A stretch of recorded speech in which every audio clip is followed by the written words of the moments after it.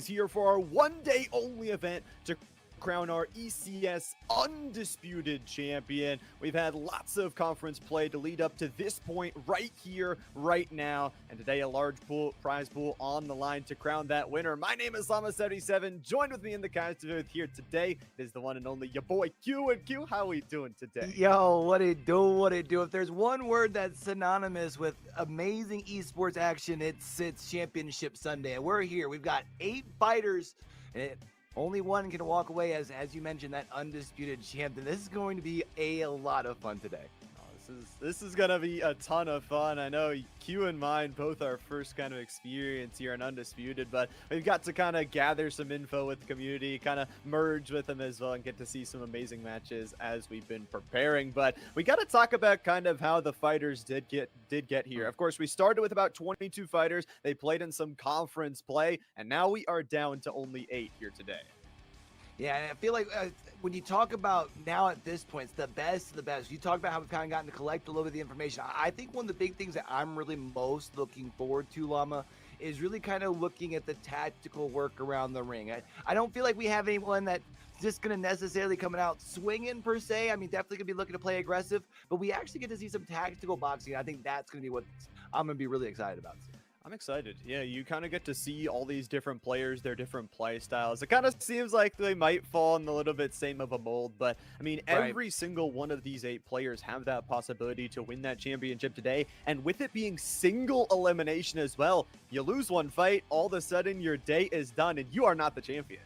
Yeah, I mean, it's rough out here, man. You've got to make sure you're putting out your best foot forward, and you've only got, what was it, 12 rounds to do it? So, I mean, it's, man, sorry, 10 rounds up until we get to the end. So the 10 rounds is all you got. You got to make sure that if you are trying to play the long game, you got to make sure you aren't giving up too much space, too, on the scorecard, right? You got to make sure that you know exactly when to strike, and I'm going to be kind of excited to see some of that tactical work for some of these players in the long game.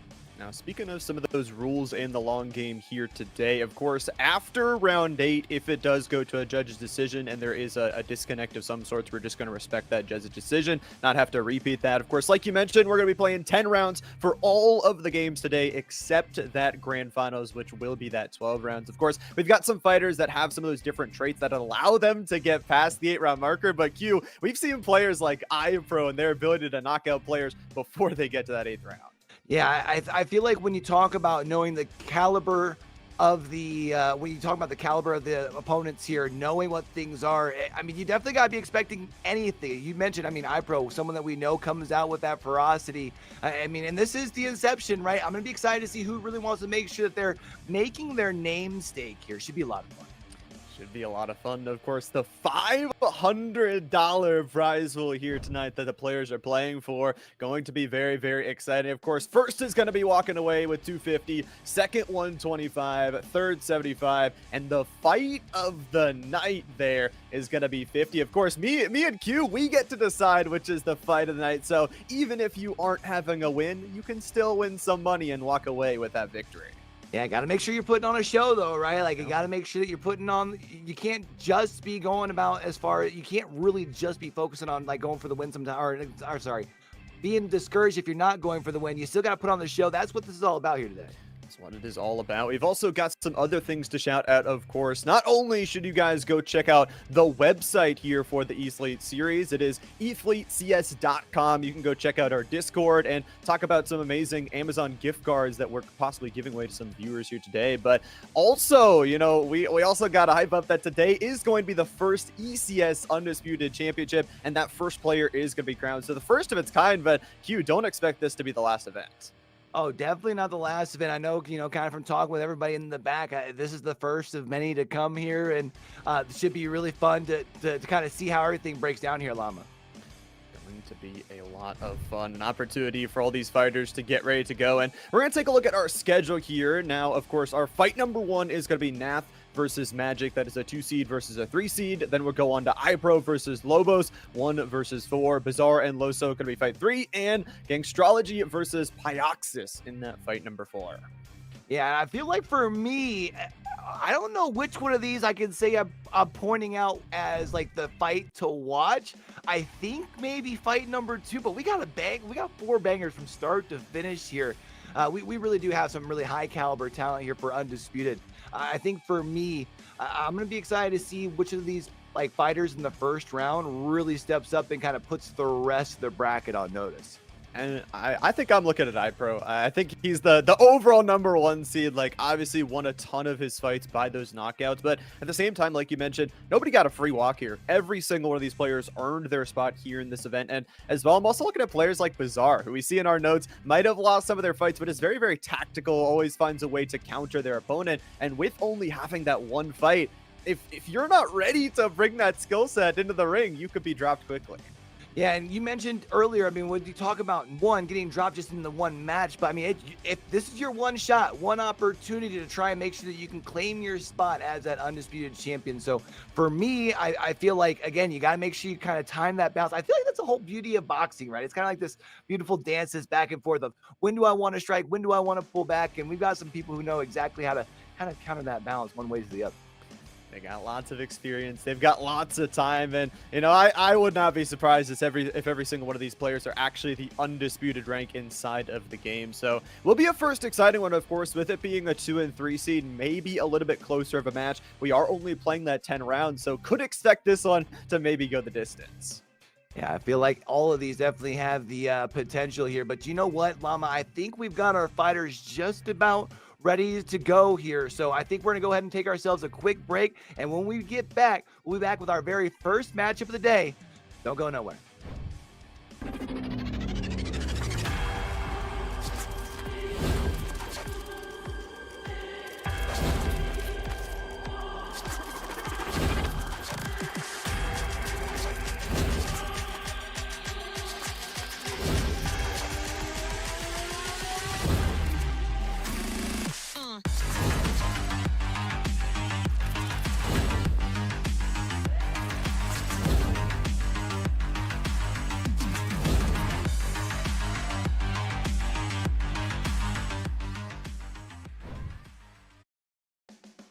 We're back after that show break, still here at the Ethlete Championship Series at its inception for our first event to crown our undisputed champion. And Q, we're preparing for our first match of possibly 8 on the night. First of possibly 8. We know that we got at least 7 guaranteed on the docket. We got ourselves 1 just in case, you know, kind of things depend to start to flow here through very quick. But you know what? It starts with the banger. We got Nath. We got Magic. Do you got one that you might be leaning towards here, Lum? I know you said as far as your favorite of the 8, you were kind of looking for iPro, but looking towards this Nath Magic matchup, is there one that you're leaning towards early? I mean, Magic is the 2 seed, but I don't know. This is such a tough pick. I mean, we talked about both of these fighters really earned their spot. I think I'm leaning a little bit towards Magic, just being a little bit higher seed and maybe bring a little bit more momentum into the tournament. But again, like you said, Q, I wouldn't be surprised at all if it goes the other way. And we've seen some new skills. We've always seen, like, so even some of the finalists and winners of those #1 seeds, you get flash days and all of a sudden your game is over.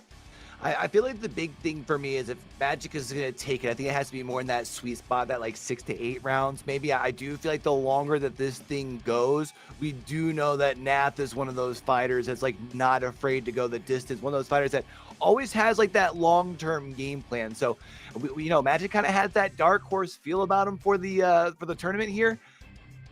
I still think I got to expect experience in the sense of I think Nath is going to be the one to take it here. It should be a lot of fun to watch.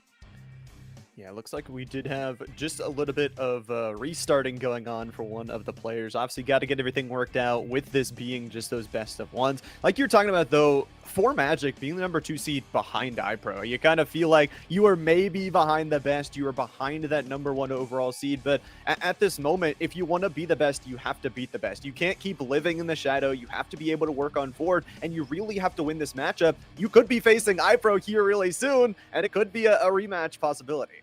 Yeah, I think the big thing is it's almost like that worrisome trap game, though. I do worry about Llama, right? Like you're almost already expecting and kind of anticipating that matchup with iPro, right? That you don't want to be oversleeping the person you're about to be walking in the ring with, because they're the ones that are going to be throwing the punches towards your face here. You got to make sure that you can at least survive the first couple of rounds. I mean, this first fight here, just overall together. But now you wonder also too for I don't want to be that guy that starts throwing out like the conspiracies here, but when you start having things like game phrases, who's able to keep the composure even just heading into the match, you know?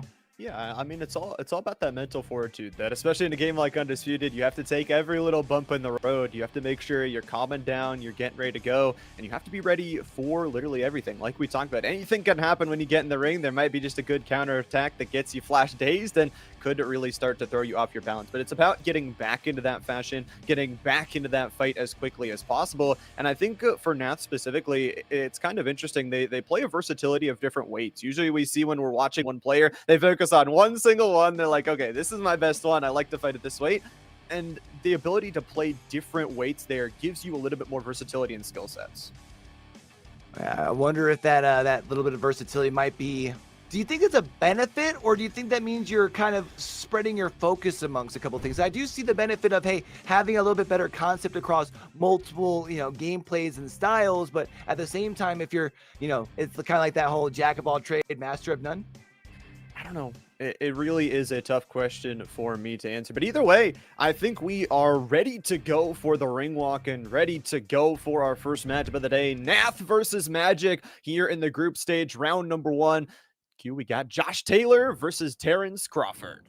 We got the Terrence Crawford pick. I gotta say, I'm a big fan of. I mean, the Terrence Crawford. I mean, the big thing on his advantage is the reach, right? You can really kind of play from a distance here. I'm gonna be excited to kind of see how we see that countered. Good luck. We'll have to see how that goes. I like the ability from Terrence Crawford to play that switch hitter. You can obviously play in that opposite style. You can kind of switch it up between the opponents. But, of course, playing to 10 rounds, and here we go. 3 minutes on the clock to start us off. Josh Taylor in the red corner and Terrence Crawford in the blue corner. Of course, we'll get to watch the little bit of stamina bar here from Josh Taylor and see if their ability from Nath, if you can keep that stamina bar alive, not exert yourself here in this first round, and already with some big trades back and forth. Yeah, I think the big thing you're going to be looking for, especially on the side of Josh Taylor, knowing that they are that knockout artist, is they're going to be looking for the opportunities to be able to strike and strike heavy. So, for Terrence Crawford, you got to make sure that you can kind of play from your distance, and you almost want to anticipate when Taylor's going to be going into those punches, right? That way you can kind of keep him at bay. You can kind of see Terrence Crawford doing the little dance, trying to make sure that they can kind of just get a read on the fight here early in round 1. A little bit of early damage towards that head here from Terrence Crawford. Like you mentioned, though, you really have to start to hit those counters with that KO artist, that ability to just knock you down really quickly. That extra 15% chance can go a long way. On the other side of the field, it does look like playing that switched up stance possibly here for Terrence Crawford, kind of switching things up. You watch the footwork really good, and both players playing a little bit patient here to start us off, Q.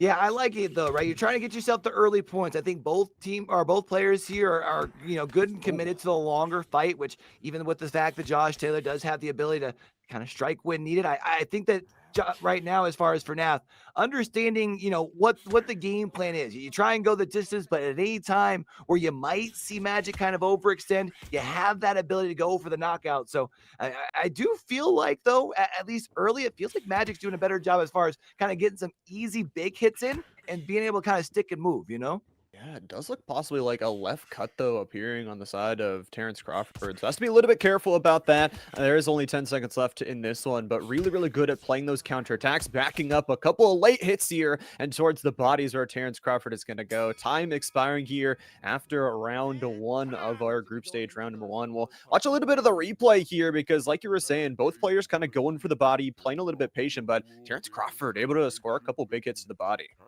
Yeah, you can see, especially that first jab was trying to kind of really predict when Josh Taylor was able to come in, but there was that cut that you were mentioning, already seeing a bit over from Terrence Crawford. It's going to be something that you're definitely going to have to make sure you're protecting. We're only 1 round in, and you're already seeing blood. Of course, another little rule book here for the rounds number 1 and 2, or excuse me, I'll just say 3, 6, and 9 will be a little bit more extended of those corners. Be able to take some more time, but Terrence Crawford right out the rip here in round number 2, straight towards the face. You're going to see a little bit more ability to press towards the body early, and then once they lower that hands, can get that nice counter here for Terrence Crawford.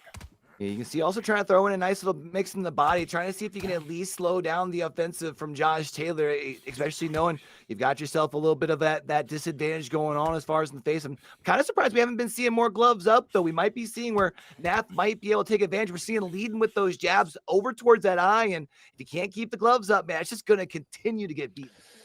Can't get beaten down here. Have to play some good defense. A nice little slip try there from Josh Taylor. We've seen some of those plays from Terrence Crawford to try and slip in, get a hook towards the body. We know how exploitative that hook to the body can be, but if you can pressure that on, you're seeing that punches and bunches being activated from Terrence Crawford time and time again. That ability to hit multiple shot after shot after shot to get more damage can really sort of tear you down for Josh Taylor in these later rounds.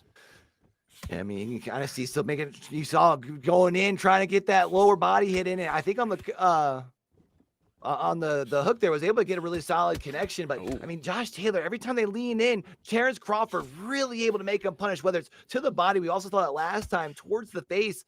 I feel like despite the cut, I mean, maybe get your opinion on this as well, Llama. But I'm kind of liking the play that we're seeing from Magic so far.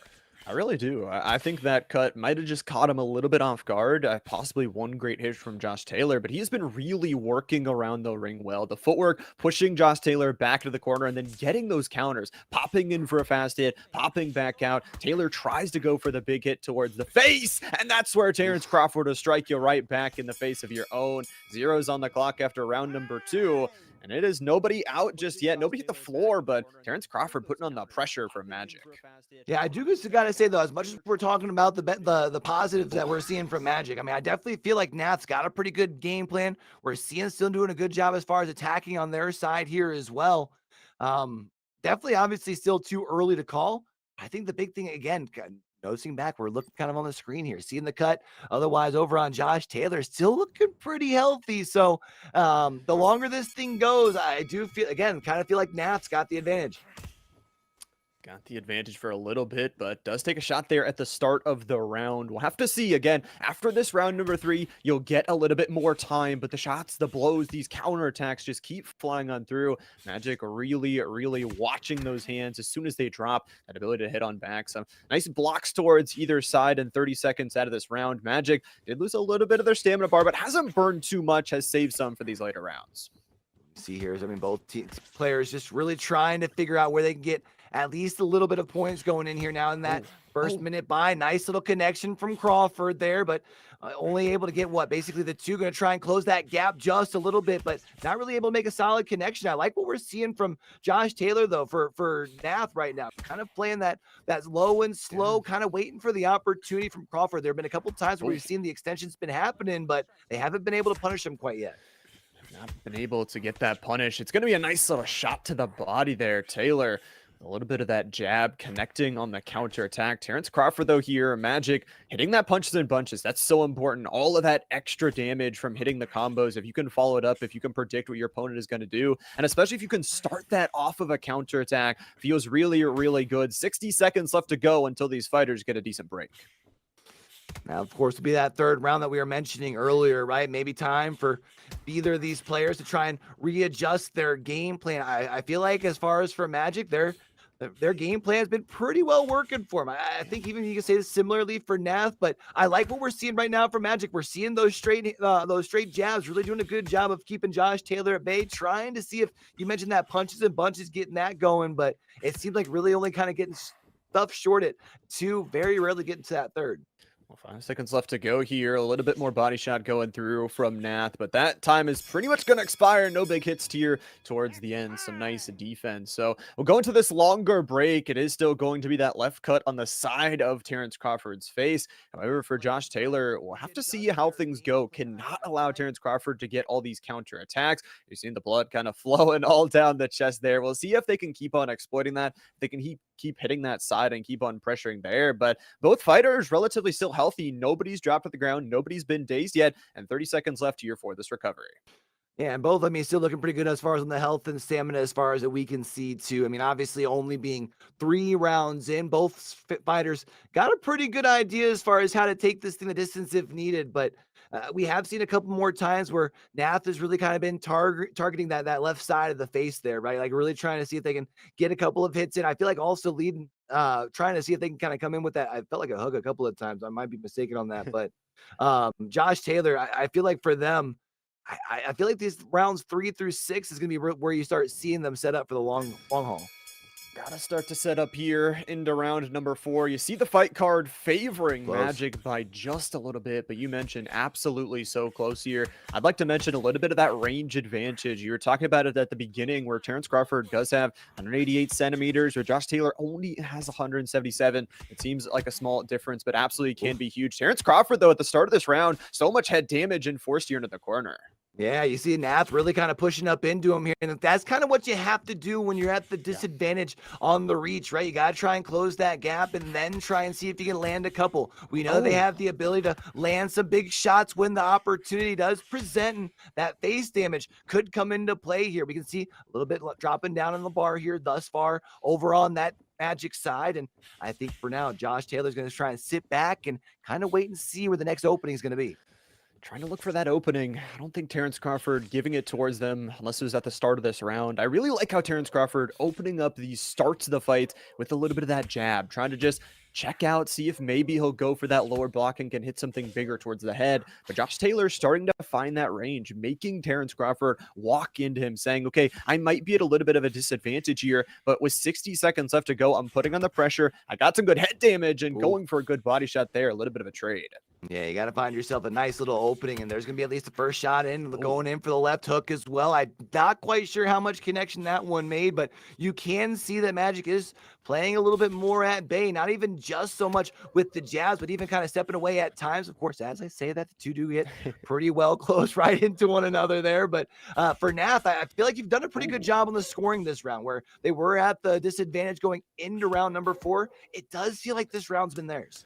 Feels like it's possibly going to be that equalizer. I don't know if it's going to be a 2-point victory, so I don't know if you retake the lead, Nath, for this scorecard, but you are starting to get towards the halfway point of this fight, down to zeros on the clock at the end of round 4, and Terrence Crawford diving in there for a little bit more. We'll watch again on those replays of this first early exchange, just that ability to pop Terrence Crawford into the corner. There was a quick trade back, but Magic faced a lot of early pressure there, and that left cut still persisting. And I think it was what we saw, the one right cut or the one right hook, and then was followed up with another one kind of narrowly there shortly thereafter, and really kind of attacking that left side of the face. And might as well, we're also starting to see a little bit of that swelling starting to build up over on the Crawford side. It's not much just quite yet, but it is only round 4 that we just got through, and obviously that does start to accrue over the time. And we know that Nath does like the long play, and you can even see coming out here trying to play aggressive is Nath. Trying to play a little bit aggressive, has a little bit lower of a defense stat overall, but if you can hit some of those hooks a little bit later into this game, talking about some big hits there, Magic with a nice one to trade on through. Josh Taylor starting to get red a little bit here, Magic being able to find a couple of those openings here in the early round 5. I mean, we have been seeing that as far as for Magic, also been doing a decent job attacking the body at times, realizing that's not all about the head game.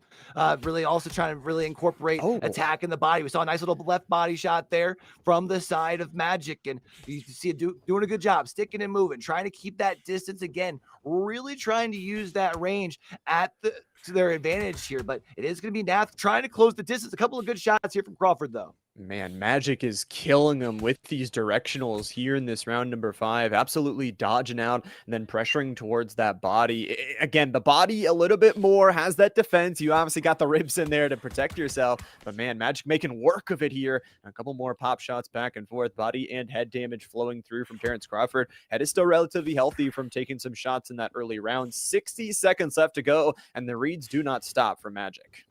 Yeah, I feel like here this time around, definitely a little bit closer of a round. We do see another couple of face shots that were coming in over on that side. Nath handing them in, realizing that there's an open opportunity. There's a quick combo, only I think one of which had connected. 30 seconds here left for our two fighters to try and score their last little bit of points. We see a little bit coming in from that body shot. Again, the work that Magic has been doing over onto that right side of the body from Nath really starting to take its toll. Lots of damage, lots of toll is going to be taken. 5 seconds left to go. A quick little trade here. Can you get anything at the end of the round? Just going to put the gloves up and walk away. Survive for another round, play for another round here. And we'll get to see once again just those body shots, the extra little bit of combos with the punches and bunches. And Terrence Crawford, piloted by Magic here, doing some really good damage. We are into round number 6 here, Q. So you get a little bit more time. I think if you are Nath, you have to develop a plan for this next round, especially the next couple rounds. rounds. If you're down in the scorecard because of the last round, or if you haven't extended a little bit of body damage, you need to find a way to remedy that. Yeah, I feel like when we saw where that 4th round felt like it went a little bit more towards the side of Nath, I feel like the scorecard is probably going to go a little bit more towards Magic on that 5th, which means this is going to be where for Nath, you got to bring this thing back. If you can go into round number 7 when we see the scorecard all tied up, knowing that the long game kind of benefits you, you'd be feeling really good. Going down by 2, though, or even more, could be a little bit of a hazard. So let's see for these next 3 minutes, if as far as on the side of Nath, if they can kind of turn things up a bit. Got to try and find that range, got to try and find your ways in, but every time it feels like Magic has been able to get the counters close on the scorecard. Does mean you don't need to do anything crazy. For Nath, it's not like you need to look for a knockout here in these final couple rounds. A knockout, would be nice and exciting for us up here in the booth, but if you can just land those consistent shots, if you can find a way to beat out on those directional dodges, the face shots are a good way to start it out. Yeah, Nath is, still finding them here and there. You can definitely see still attacking that left side of the face, leading in, whether it's the right straights or even coming in with the hooks as well to get the connection, and going to try and close that gap at times. And you can see starting to get Magic a little bit closer to the ropes. Magic's going to hit a nice little shot, which should cause Nath to back down just a little bit. But again, running out of time here, 80 seconds left. And for Nath, you've got to start accumulating points in the scorecard.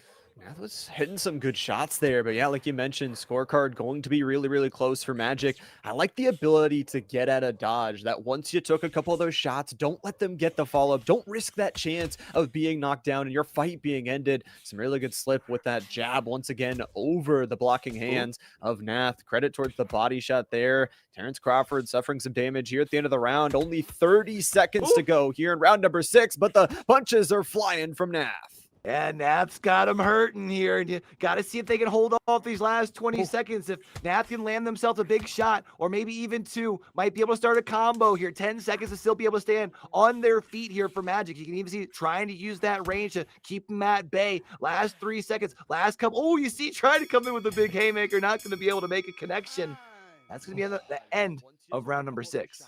End of round number 6, but what an exciting one. Magic starts us off with a little bit of jab trades, but Nath, man, just found his corner, pressured him up and in. That left cut from the early rounds is going to have to be in that recovery mode here.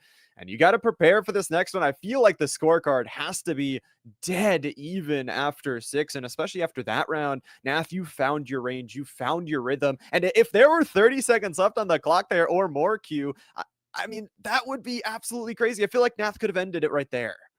Yeah, it definitely feels like Nath is getting close, but remember, Nath is fine with playing the long game. So if you can just at least continue accruing those points, continue putting in the work, especially over on that left side of the face. But while we're basically halfway through our first fight, if y'all are tuning in here and y'all haven't already done so, I need y'all to do me a favor. 1, make sure you've hit the follow button. You've got those notifications on, but also share with your friends, man. Tell somebody to tell somebody to tell somebody about it.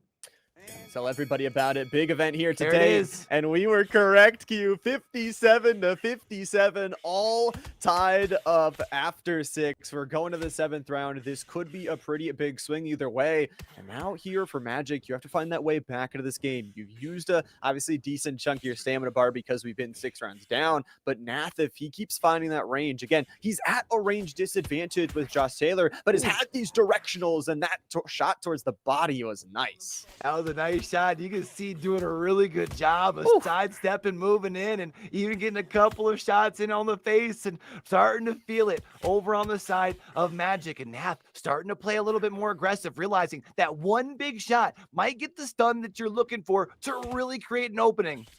Again, Magic is that player that is the 2 seed. Nath coming in as the 3 seed, keeping this one even. And we knew it was going to be a close one. Already a good contender for a fight of the night. A minute 30 left here in this round number 7. Lucky number 7. We'll see if it's lucky for Magic at the end of it. And now you got 80 seconds here left, and it definitely feels like this round has been favoring Nath just a little bit, but you would definitely feel a little bit better if you could get your friend over on the opposite side of the mat. You got to get Magic down on the mat at least once. It feels like you've gotten pretty close to getting this done. If you can find yourself a nice little flurry, there's a nice little 2-piece right there from the right-hand side, but can you follow things up and get this done and then follow it up for a big hit?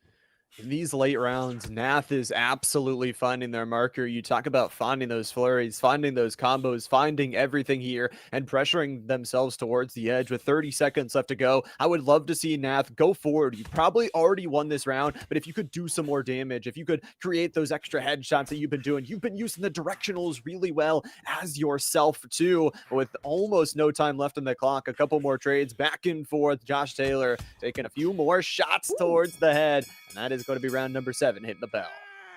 Does feel like that one in the books. Number 7 goes in favor of Nath, but we do see that Magic still having no problem standing toe to toe and still trying to go blow for blow here as well. But you do got to look a little bit over onto that bottom right hand side of the screen. We're starting to run a little bit low on our bars here. We can't help but wonder what things look like over on the side of Nath, because it feels like Nath has been really kind of doing a good job. I mean, you've seen a couple of stuns on the head, but we do know that Magic's been working the body quite a bit too. Magic's been getting some really, really good body shots. Would be not surprised if there's some damage on the other side. However, we've got to see here.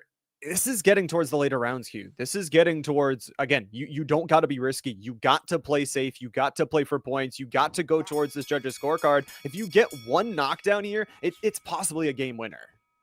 Yeah, I mean, I feel like for Nath, you feel like now you're in the driver's seat, kind of for the first time really in this fight. So you've got to be feeling good. I definitely feel like that might even lead to them playing a little bit more aggressive, right? You got Magic, who's going to have to find some way to start playing makeup here and try and start getting those points, where we've seen them kind of using the range to just kind of get more of the points. They're going to have to start going for the kill shot soon.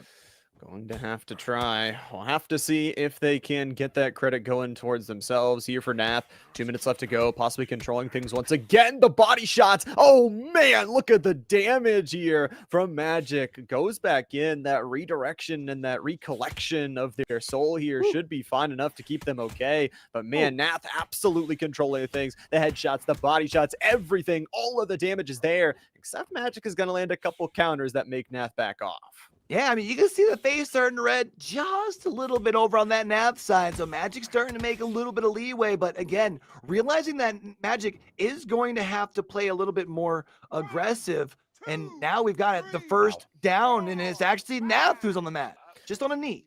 Yeah, down on a knee, should be able. It is only the first down, so should be able to hit those green bars nice and easy to get themselves back up.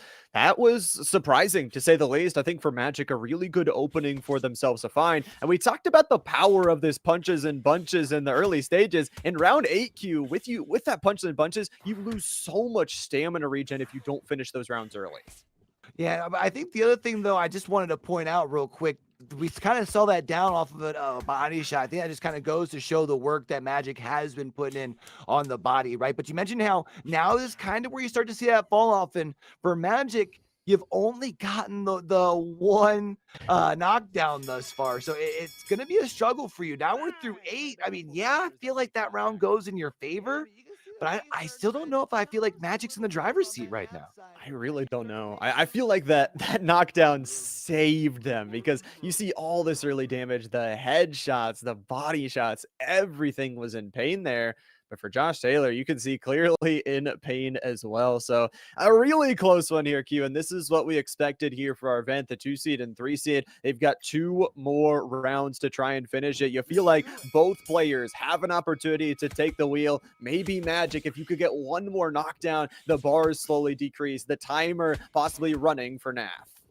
And now here, 2 rounds left. You got to figure out which of these 2 players is going to be able to really kind of capitalize, especially knowing that both players are probably looking at a relatively low stamina bar. You've got to be able to pick your moments and really choose those windows of opportunity. You can see, Nath trying to find a heavy hit, not going to be able to find it. Straight shot, going to be able to at least find the face. Now going to lead with another one, and I think actually got a 1-2 there. Going to try and close the distance with an uppercut as well. Get a couple of tags, but does have to worry again. Once again, we talked about that range for Magic.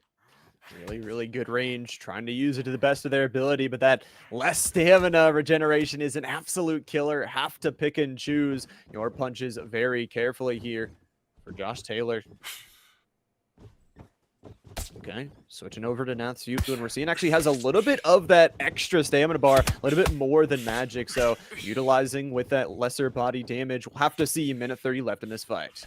Yeah, it feels like they're definitely still kind of neck and neck here. And now 75 seconds here left in round number 9. Remember, after this round here, we will get to see the card once more before we go into the final round of our bout. And we mentioned earlier, with this being a single elimination, you don't have the opportunity to go into a lower bracket. This could be potentially your second to last round of this tournament. You got to kind of step things up and start setting up a flurry. And we might go into that round number 10 as a decider. We'll have to see. 30 seconds left in this round number 9. 25 now as Terrence Crawford, piloted by Magic, backing on up, landing the punches and bunches once again and getting that combo going. It's going to be Nath pushing their way forward at these late ends of the rounds, has always found their way to get the counterattack, get the flurry going. But 5 seconds left won't give them much time. Trades, heavy blows going back and forth. Another headshot to end out the round. Magic connects once more. A minute here for these players, but man, this replay right at the end, got to see that, the front uppercut to connect. Yeah, it's a big shot. Probably wish they had a little bit more time there. But also, I feel like if you can land a big shot like that going into the break of the round, it's almost like, hey, I'm coming out here in this last one, and I'm coming swinging. Also, because I feel like that last round, once again, in the favor of Magic. We talked about it, this thing went the distance, how it could potentially be favoring Nath. It looked like that would potentially be the case, but I think Nath is going to have to require a big round 10 here. We'll have to see what the scorecard looks like. Have to see what it looks like. And here in these 20 seconds, this is a planning phase for both these two players. You're calculating the score in your head. You're trying to find a game plan that's going to work for you specifically in these last 3 minutes. You have to know if you start slow, it could be absolutely disastrous. It's actually Magic leading by 2. I mean, Nath seeing that and taking the early shot, you got to go quick here. Yeah, you've got to move quick. I mean, you've seen a couple of times where you've got Magic bent over. They're definitely feeling the pain, but you've got to turn up the heat. 2 points down on the scorecard. A 10-9 simply won't cut it. You've got to come out here and really do a good job of dictating the pace. You've been able to push him into the corner, but things have gotten flipped. Flipping back and forth. More head damage coming on through for Magic. You see not only the stamina bar is draining, but that head damage is absolutely critical here for Nath. That could be their way back in this series, back to this final round. If you get a knockdown, you don't even really need a knockout at this point. You just take one of those downs. It could possibly give you that 2-point advantageous round. Both players missing on a couple of strikes here and there. About half this round left to play in the final round of our first round robin matchup. And here we go, last 90 seconds. And for Nath, you've got to start cooking here. You've been able to bounce or get the Mac into the Magic side into their corner, but now it's Magic trying to come out swinging here, trying to see if you can get him down, releasing a flurry of punches, trying to find a connection on the body. There it is, keeping this thing extended, and down goes Nath. Down to the floor they go. Possibility to get back up, but that might have just been the game. The daze comes through, the counter attacks from Magic connecting. Get to see it again here in the replay, just trying to predict, but that body work lowers the guard, and the headshots finish them off. 30 seconds left to go. Nath has to do something about it. It needs to be something, and it needs to be something quick. You've got to really start swinging. The damage coming out, but you've only got 20 seconds to capitalize. You know, doesn't have much gas in the tank, and especially after the knockdown, going to be worried about catching a big shot in their own right. Another quick one there to the lower body, and it definitely feels like Magic walking away with our first fight. Magic just playing the defense. Zeros on the clock, and we will get the decider here by a ref's decision. It is Terrence Crawford, piloted by Magic. Those 2 knockdowns being really, really decisive to try and decide that fight all throughout it. And a really, really good fight, I gotta say, Q, to start us out. That was a beautiful fight to start things off. But you know what? We got to see a lot of it. There's the scorecard, unanimous decision.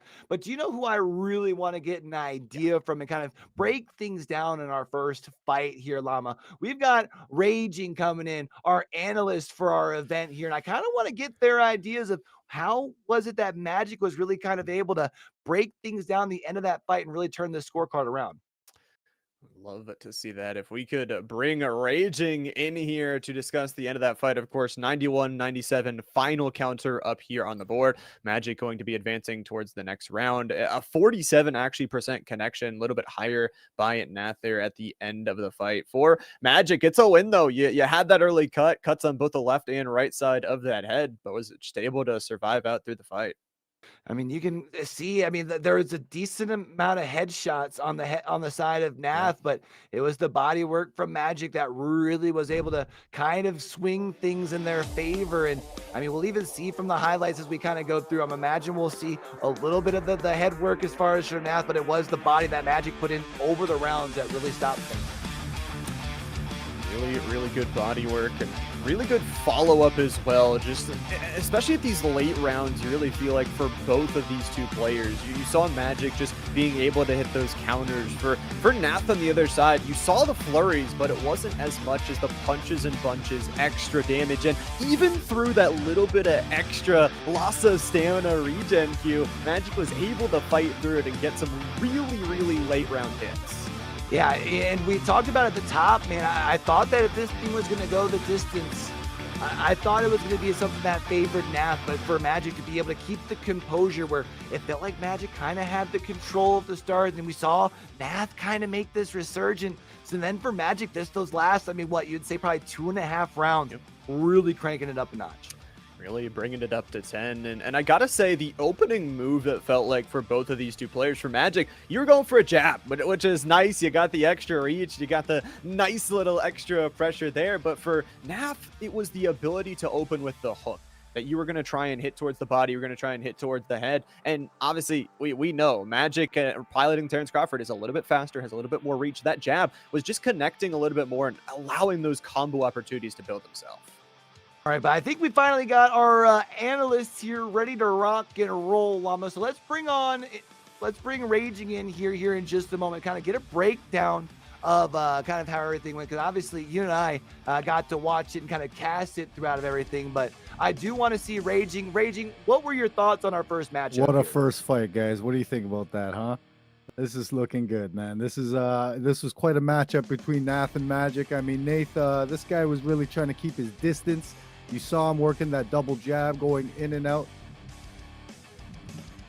You know, the guy was really trying to work the jab, keep his distance. I almost felt like Nath was feeling like he had the fight in the bag, kind of. You guys called it on that round 6 when you guys, at the end of round 6, you called it a tie, right? And it was definitely a tie. You guys did a great job watching on that.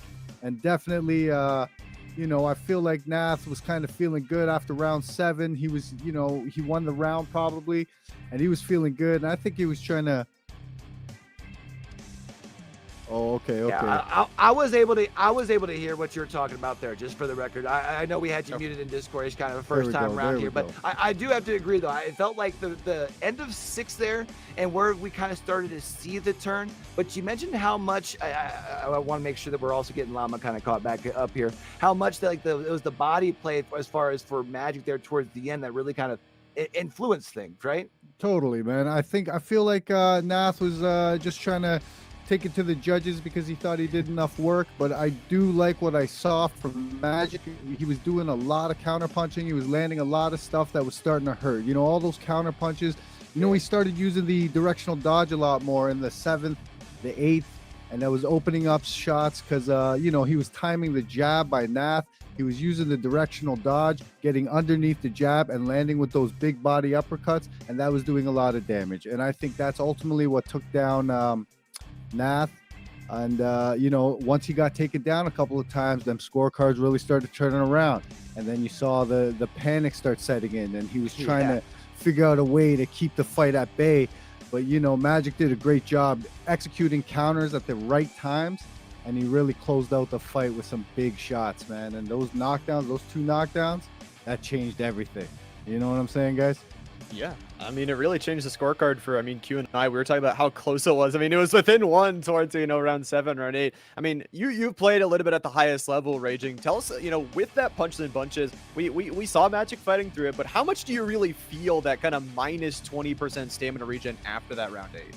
Oh, it definitely starts hurting, man. You know, punches and bunches. Personally, as a player, I'm all about it, man. I subscribe to the punches and bunches thing. You know what I mean? Guys can't handle it, man. You know, one thing that I like to talk about in my streams is accumulative damage. You know, you might not be getting them down at the beginning, but those punches start adding up, man. You start hitting them with a little bit of, you know, body shots here and there. By the time rounds 8, 9, 10 start coming around, oh, man, your stamina's hurting. You're starting to not want to take any more of those shots. You know what I mean? So it gets real dangerous real quick. Yeah, so it's he did a good job with the punches and bunches, in my opinion. Well, I love it. I love it. Well, we are only one fight in here. And if that's an appetizer raging of what we've got for the rest of the afternoon, I am all here for it. But since that first fight did go the distance, we know that we've got our next matchup of fighters ready to jump back in the ring. And obviously, we've got a bunch of viewers who want to get right back in the action. So we're going to take ourselves a very quick break, and we'll be back up with matchup number 2 here in a minute. Oh, yeah.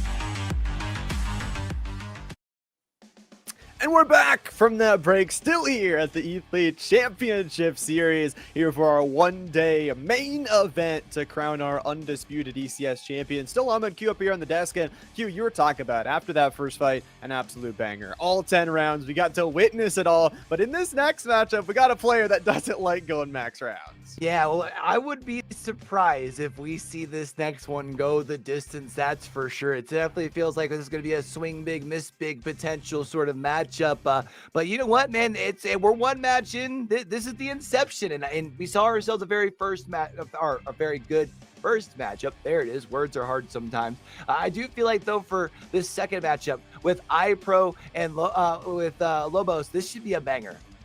It really should be. And I think for iPros, you want to end this fight quickly. You're one of the ones that has been the knockout king. You've been the one that everybody's been talking about in the community, that they want to try and take you down. So this is your opportunity to say, I am still the best. But it's like you said before, Q, this might be a little bit of a trap matchup. Always as the #1 seed, you have this little bit of extra confidence. And you can't be overconfident here, especially in best of ones. Yeah, best of one. You got 10 rounds. That's it. There is no second chance or anything like that. So we saw that, our fighters last time they did go the distance, and for Nath put that, in the hands of the decision, and Magic was able to walk away with it. So I think after seeing that, I don't know if I would want to put it to the card. You know what I mean? Like, I want to control my own destiny. I would love to control my own destiny as well. Let's take a look once again at our schedule. Of course, already had that Nath versus Magic first fight for ourselves. Magic moving on towards that semi-A, awaiting the winner of this fight #2 right here, iPro versus Lobos. Of course, to look forward to for the rest of the day, we've got fight #3, Bizarre versus Loso, and fight #4, Gangstology versus Prioxis. So some great matches prepared for ourselves, and Q, man, we've got great matches throughout the entire day.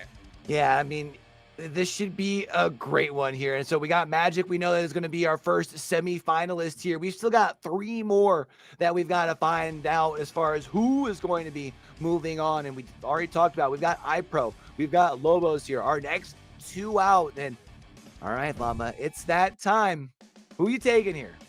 Man, I just can't root against iPro. I mean, this guy's an absolute monster. I think winning a lot of their fights by knockout, and not only that, but beating some of the other really good players in that conference play to get where they are right now. I think you would have to be an absolute crazy person to bet against iPro, but I think at the same time, we talk about, once again, all these players are in their spot. All these players had to win a certain amount of matches and be so good to get towards this point. So iPro still has to be a little bit careful about that overconfidence factor.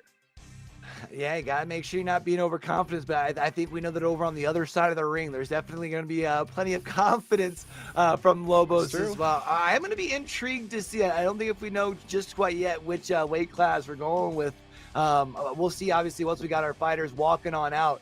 But I do gotta say, if Lobos walks away with the dub, I don't know if we're ever going to hear the end of it. Oh, we are never going to hear the end of it, and neither will iPro. I'm sorry, this will be on your record forever. So we'll have to see who can win this one. Of course, we're sticking again with the 10 rounds until we get towards that grand finals matchup, which will extend a little bit more towards those 12-round matches. You talk about kind of the little bit of more knockdowns. We'll see if that affects the scorecard, but I think, Q, we are going to take just a short little break as we get prepped for match number 2.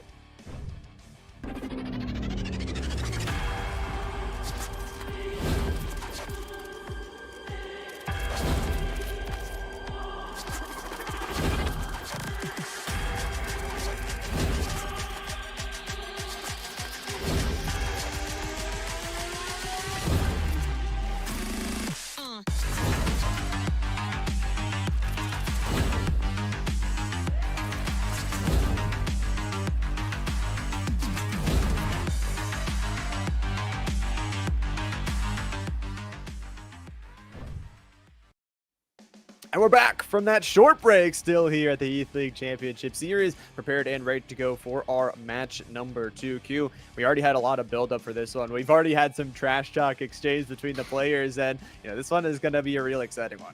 I mean, when you've got them getting in chat asking when they should be trying to end the fight, I'll tell you what, that's some confidence right there, Lamo. So I do see that we are we're checking on things running in the background. We might have potentially had a game crash once again. If that's the case, do want to apologize in advance, and also make sure that we're asking for your guys' patience here. Obviously, we can only control what we can control. I promise this isn't one of those things, though, where potentially we're seeing, any sort of dodging. Both players are trying to get in this round, so. Yeah, I mean, both these players, they've talked a lot about this one. And, we've talked a lot about today, but we've also got some other really amazing stuff to talk about that you guys should go check on out. First and foremost, ethlete.com. You can go check out the Discord, ethletecs.com, excuse me. You can go check out the Discord. We're also giving away some Amazon gift cards with that. Of course, today we do have that fight of the night. Not only do me and Q get to decide, but we want to hear your guys' opinion out in chat. What you guys are thinking was possibly the best fight of the night to win a little bit of that extra cash. And of course, today we are crowning our first ever ECS, Undisputed champion, and there will be more events to follow. There's more events coming up, and there's also more than just, you talked about, obviously, there's the money on the line for our fighters for how they finish, but we also got to see, who's going to get the fight of the night. We'll get to decide that, but the important thing is jumping in that Discord and getting active, all right? But we are going to take a very quick break here. We'll be right back with our matchup number 2 right after this.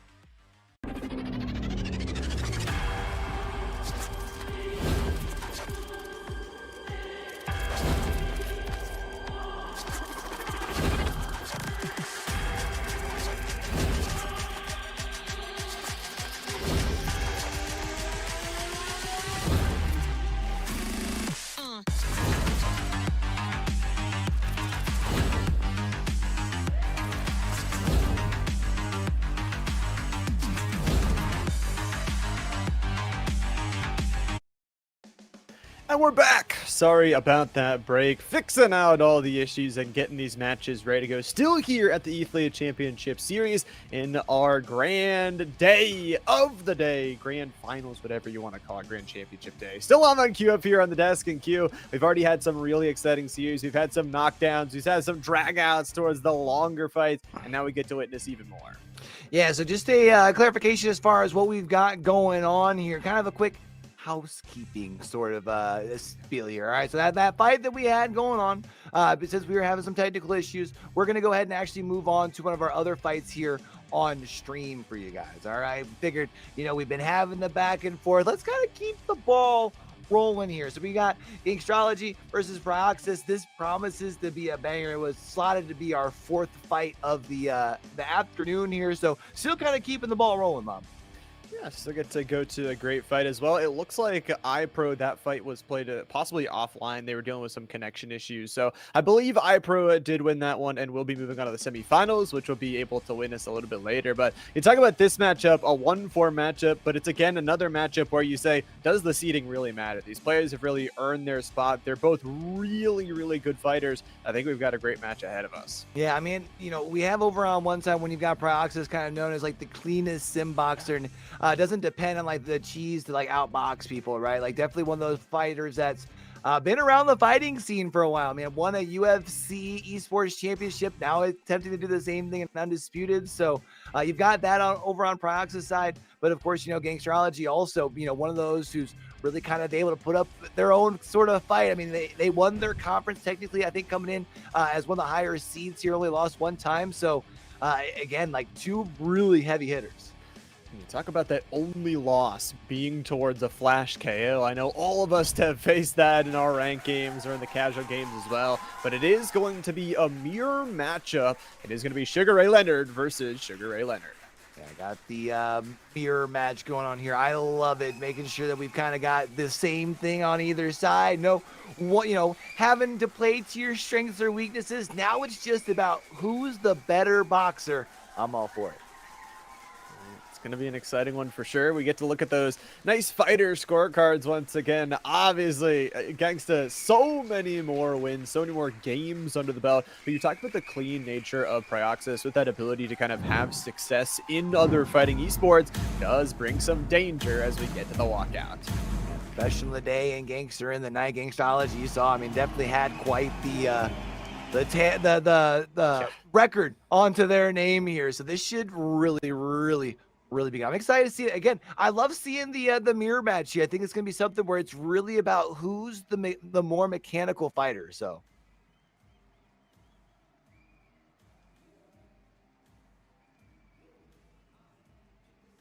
but we got getting ready to get our players on out here. Let's I'm kind of curious to see, this still is one of those situations where it's like who's going to be able to kind of come out in these first couple of rounds and really be able to kind of dictate the pace here, right? And know that neither one's going to be playing necessarily for the long haul or necessarily having to, try and play for the long game. Both of them have kind of the same sort of outlier here. Also, just want to say real quick, hanging solo dolo with your boy for a second. We'll have Llama jumping right back up in here with us in just one moment here. But chat, let me know who you guys want to see take home matchup number 3 that we're going to be seeing on stream here. Hashtag Gangstology or hashtag Prioxis here. But let's get ready for it. Another 10-round bout here. Of course, getting ready to start with round number 1. Sugar Ray Leonard on the blue corner, Sugar Ray Leonard on the red corner. Let's get down to it, chat. Again, this is our Inception tournament over here. Probably going to be seeing relatively earlier. Our two fighters are going to try and feel one another out. Kind of try the stick and move. Try and get yourself a couple points here. I feel like this is one of those matchups where if maybe doesn't necessarily goes the distance, but do expect it to play out closer to that round 8, 9, if it doesn't go all 10 here. So I don't think we'll be seeing either of these two fighters really trying to come out swinging heavy early, but we do see Astrology doing a good job working the body for now.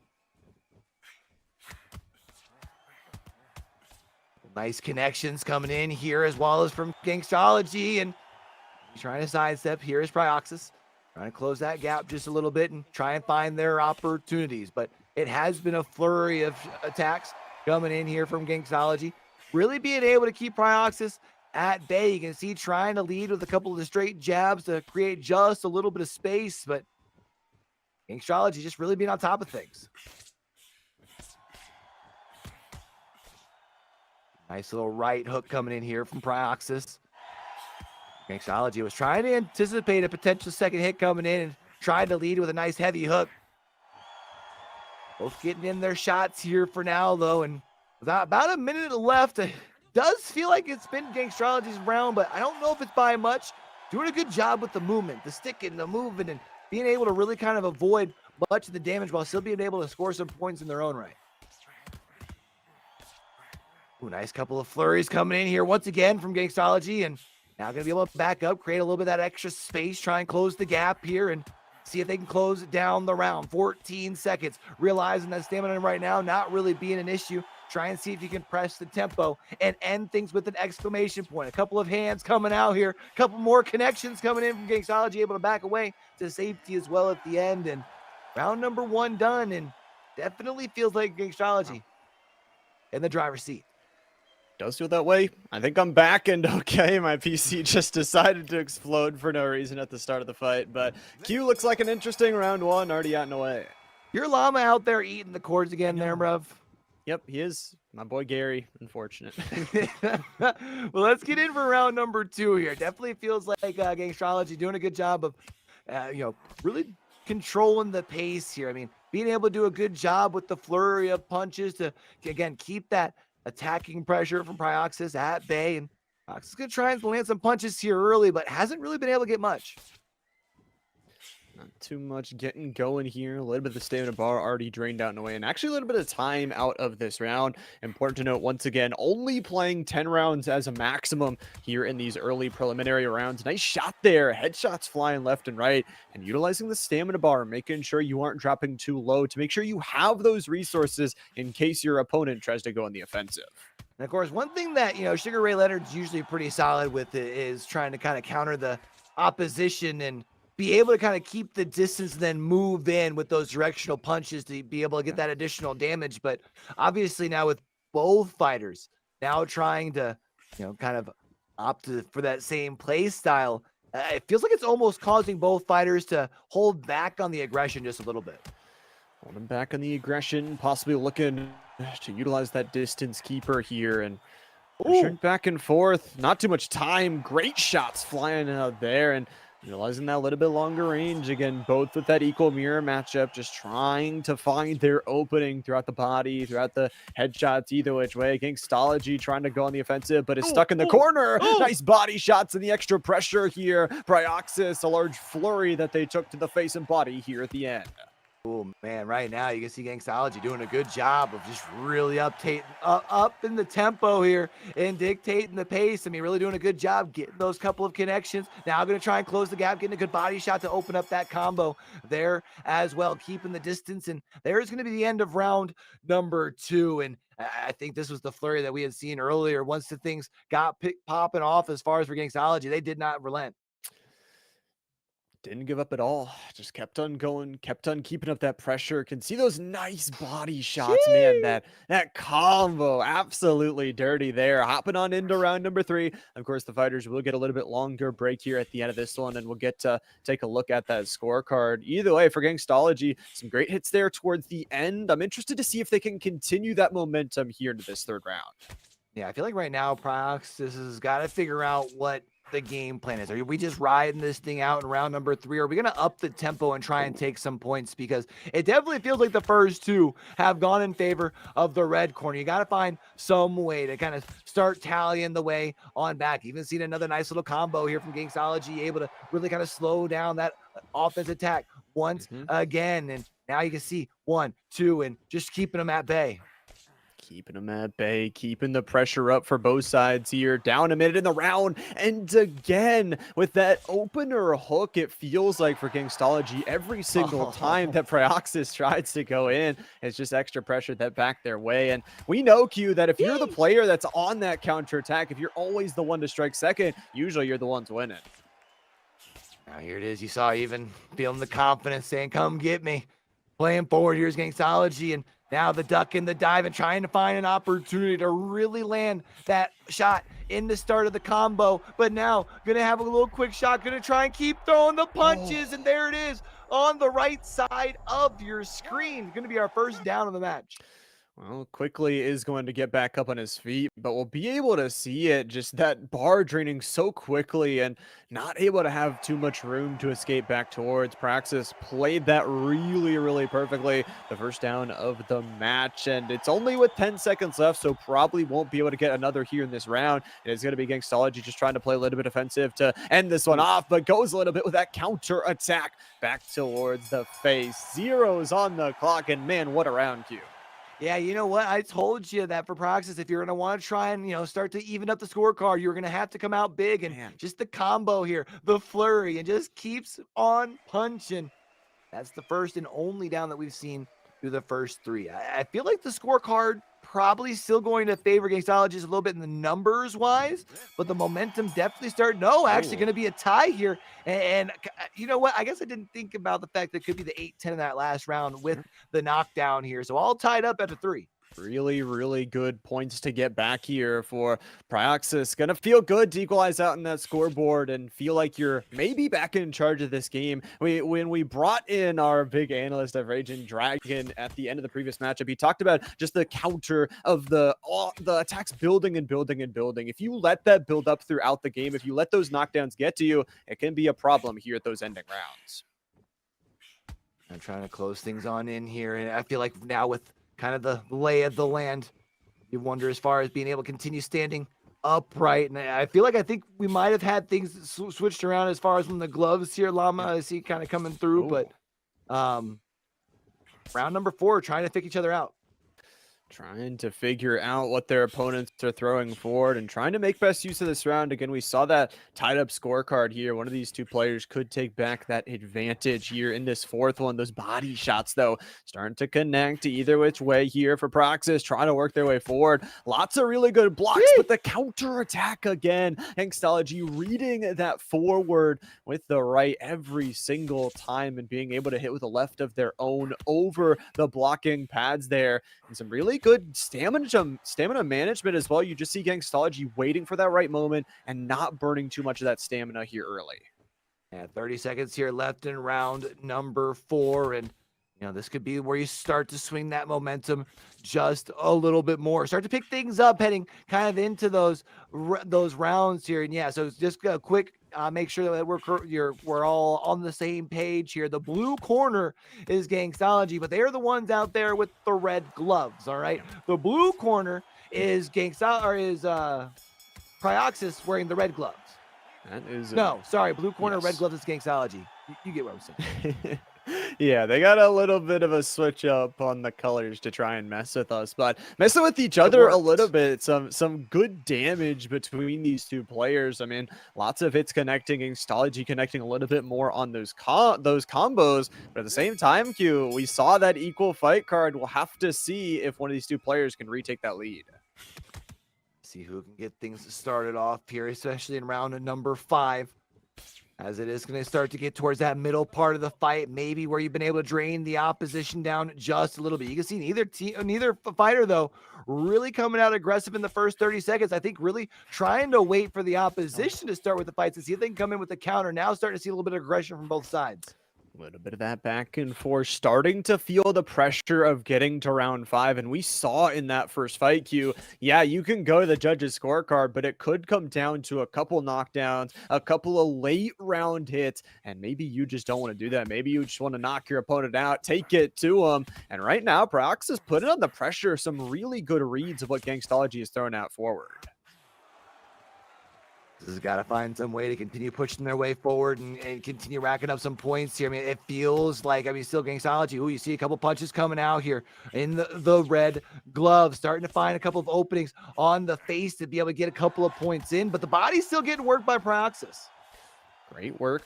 Pressuring that body is how you possibly win this fight. Not only do you have that same exact, like we said, the mirror matchup, but also that means you're going to have the exact same range between both these two fighters. Under 60 to go in round number 5. About halfway through one of our possibly best fights of the night. We're still looking for that fight of the night, that extra $50 bonus as both these players head to the final 30. Let's see who's going to be able to kind of bring things home in round number 5 as we're getting ready to cross the halfway marker here. And you see a couple of good shots coming in from Prioxis there.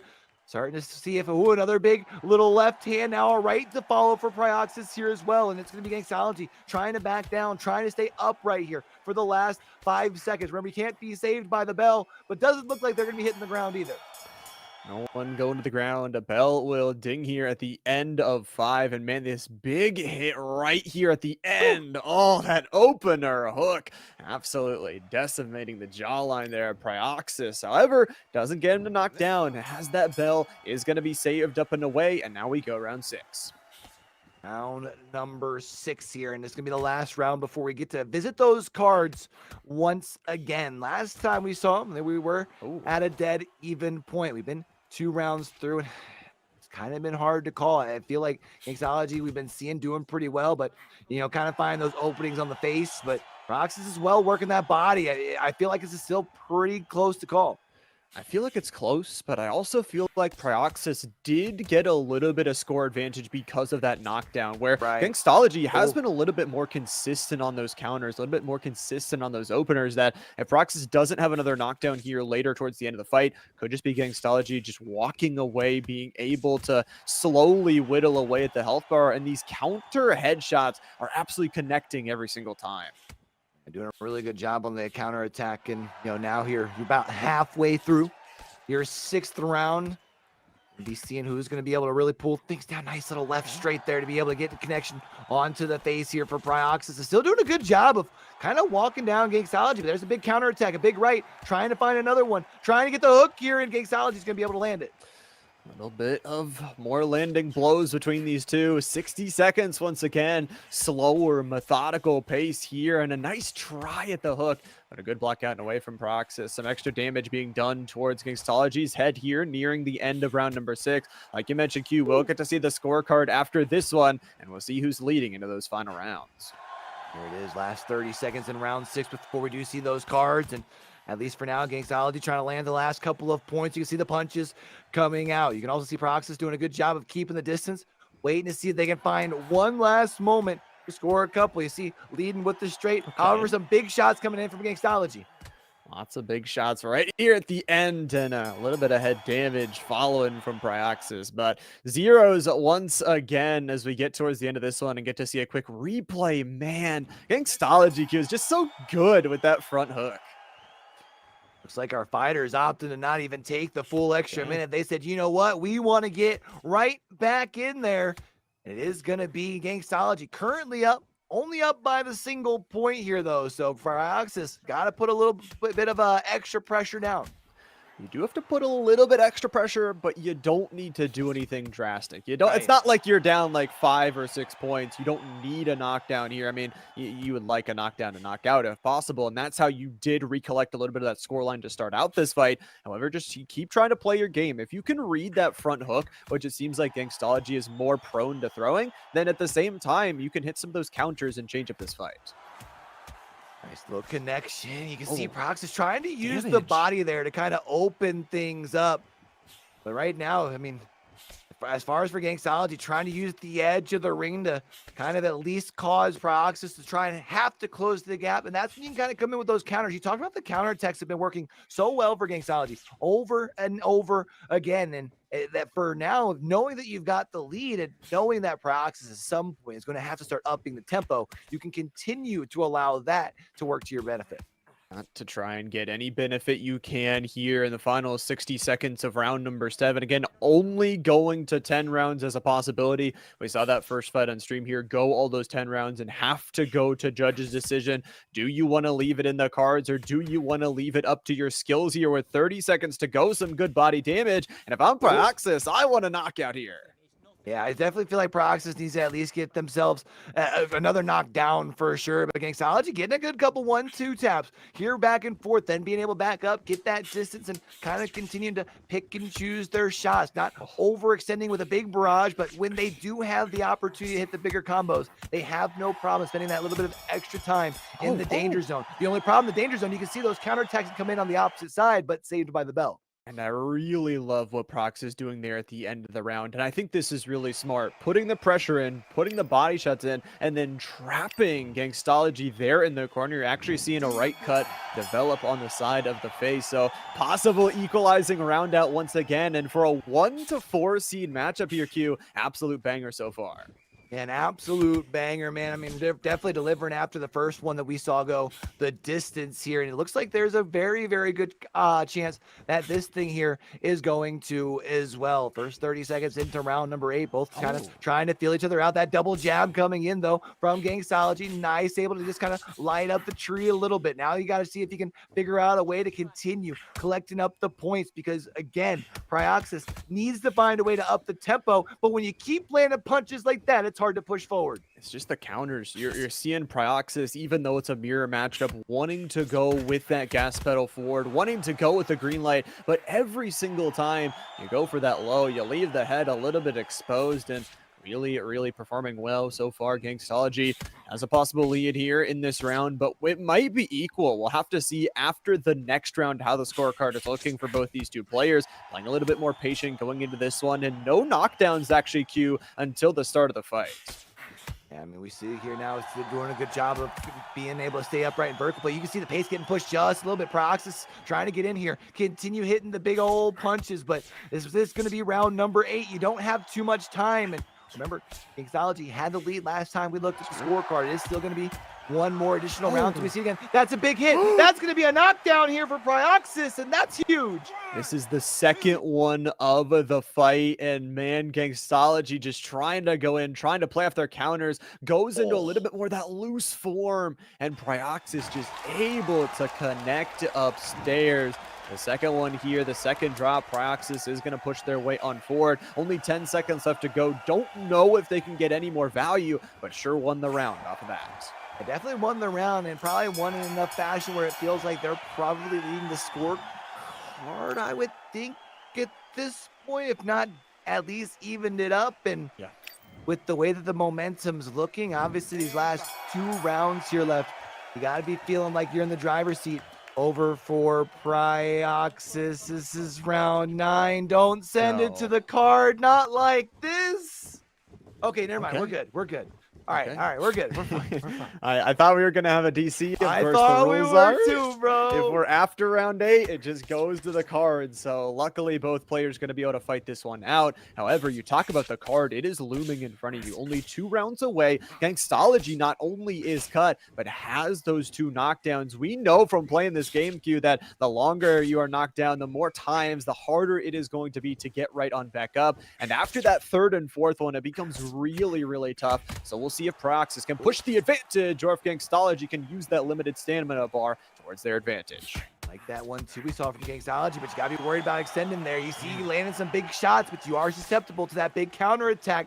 Trying to lean in with the straight left hand. Here's Prioxis trying to see if he can at least get the one little click to start things off with a nice little shot to the face. Now going to come in with the right hook, but not going to be able to connect. And you can see walking him down, body shot with the left hand. Now trying to find one with the right, but Gangstology doing a good job making the connections. So really good round so far from Gangstology. I feel like you need a knockdown of your own if you want to try and equalize out this game. And with it being round number 9, you don't have a lot of time to do it. Some counters were good to start out the round for Gangstology, but towards the end of this round, Prioxis is starting to find their footing. Limited stamina right now for both players because we are so late in this one, and extra shots. You see the head damage flowing, and Gangstology has to be a little bit careful about that cut as well. Last 30 seconds. Feel like for Prioxis, you want to up this pace for the last little bit here. Scott, don't need to worry about what's left in the tank. 10 seconds here. Try and see if you can maybe even get one last knockdown. Big swings coming out from either side. Now going to separate for just a moment. Big shots coming in, and feels like both sides getting some last couple shots in. Oh man, Gangstology was hurt there by those final couple of shots. You see the head damage down to about a fourth of that bar, and we go into the final round. Gangstology leading by 1, even though there was that 8-10 round win on the other side of the field. It's got to be Prioxis trying to push their effort. You feel like if you get one more knockdown, you could win the entire fight right here. Yeah, I mean, we've seen that the knockdown rounds have usually resulted in the 10-8, right? Yeah. Which right now would give you the lead, but you've got to continue to make sure that your defensive side's still being well protected. I mean, you feel like the combos have kind of been what's really working for Prioxis. Really setting up on the counter has been more the approach from Gangstology, but a couple of nice shots coming in from Gangstology here should be able to keep the distance, even trying to look to get a couple from there, but now going to be pressed back into their own corner. Pressing back. This is where Prioxis thrives with limited time to work with, and knowing they are down on that scorecard, it is going to be a little bit tough here. You feel like for Gangstology under that 40% stamina marker to just not only get that little bit of extra stamina regen, but also you just don't have as much in the tank to get those combos that we saw you working with a little bit earlier. Prioxis pushing the word forward and keeping that head damage up. Try to move them and back them on down. We see the bleeding coming in. You see you're trying to get things opened up with the body shots, but good combos and counterattacks coming in from Gangstology, really making sure that that attack from Prioxis is getting slowed down. Even seeing there the 1-2 once again. And for Prioxis here, time running low. You're only at about 35 seconds, and it feels like you need a knockdown here. You need to get something. I mean, Gangsta's flat-footed. You have to push your advantage at this point. 20 seconds, and the judges' card looms large for them. A couple more exchanges, a couple more shots and blows towards the head for Prioxis. Needs to finish out this fight with everything possible left in the tank, but just defense all day long from Gangstology. A little bit of back and forth, but we are going to the judges' card for the victor. It's got to be Gangstology, right? Yeah, and there we are going to be seeing the decision coming out here. Unanimous decision, even they say in Gangstology. 95-93. We saw had the lead at that 9-round turn, 1 round 10 as well. It was close, but it is Gangstology advancing to the semifinals. Dancing on up and just playing a little bit more consistent. Pyro was able to pick up that little bit more hit connection, but you see the total amount of strikes thrown there from Gangstology. 6-32, absolutely insane, and connecting a little bit more on those uppercuts where, yes, the hook advantage, Prioxis did able to be able to take that, but the uppercuts, man, Q, they were hitting.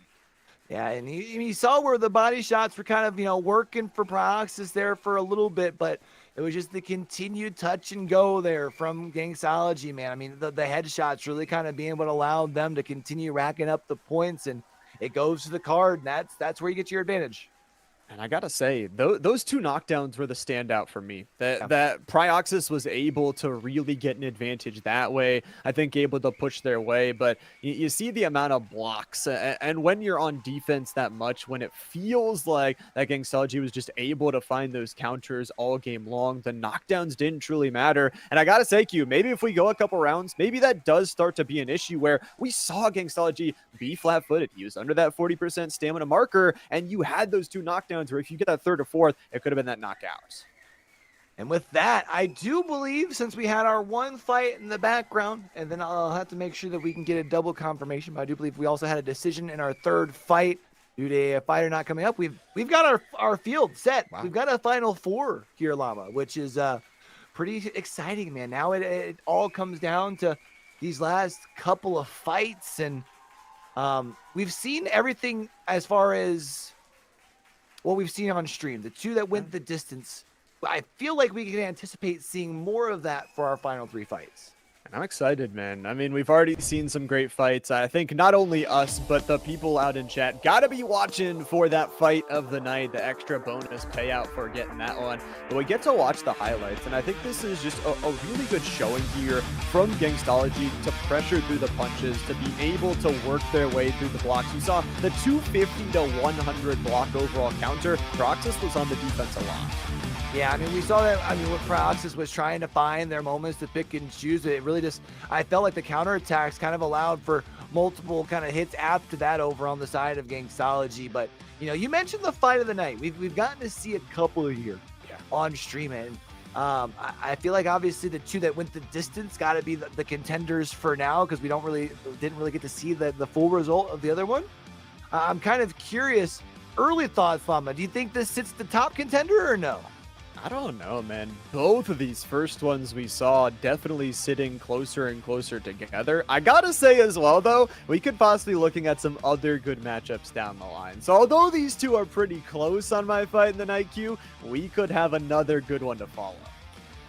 You can see these last couple of highlights on this fight here. We also see the big knockdown that came across there, and you know what? Sugar Ray Leonard really putting on a display on both sides of the ring in that case here. And man, I'm also kind of curious. You know, obviously you and I, Llama, got to see what these two fighters were able to bring while they brought out the same fighter. But you know who I really want to hear from? It's our expert, the analyst. So, Raging, what did you see in that last fight?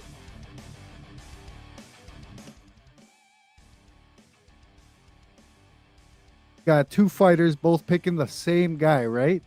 And what I found really interesting was the different play style, right? Yeah. We had Gangstology coming with the combos, the punches and bunches. He was putting in a lot of work every time he threw. You know, every now and then he'd be doing a lot of 1-2s. I think Gangstology really took advantage of the step back cross. He would end most of his combos with the step back cross to get out of danger. And what that was causing Prioxis a lot of problems. Prioxis, very interesting style of fighting, man. He was fighting very defensively. He was picking his shots really well. You know, he was working the body with the hooks. It was really nice, actually, everything Prioxis was doing. In my notes I got here, you know, I was watching a lot of this stuff, and a lot of blocking by Prioxis. I got to give it to him. That was not usually the way people play the game. I'm going to be honest with you. You know, most people are out there trying to knock dudes out as quick as they can. Prioxis really, it seemed like he had the game plan to utilize longevity, and we could tell because Gangsta got burnt out. You know, by the time round 10 came around, Gangsta was actually flat-footed.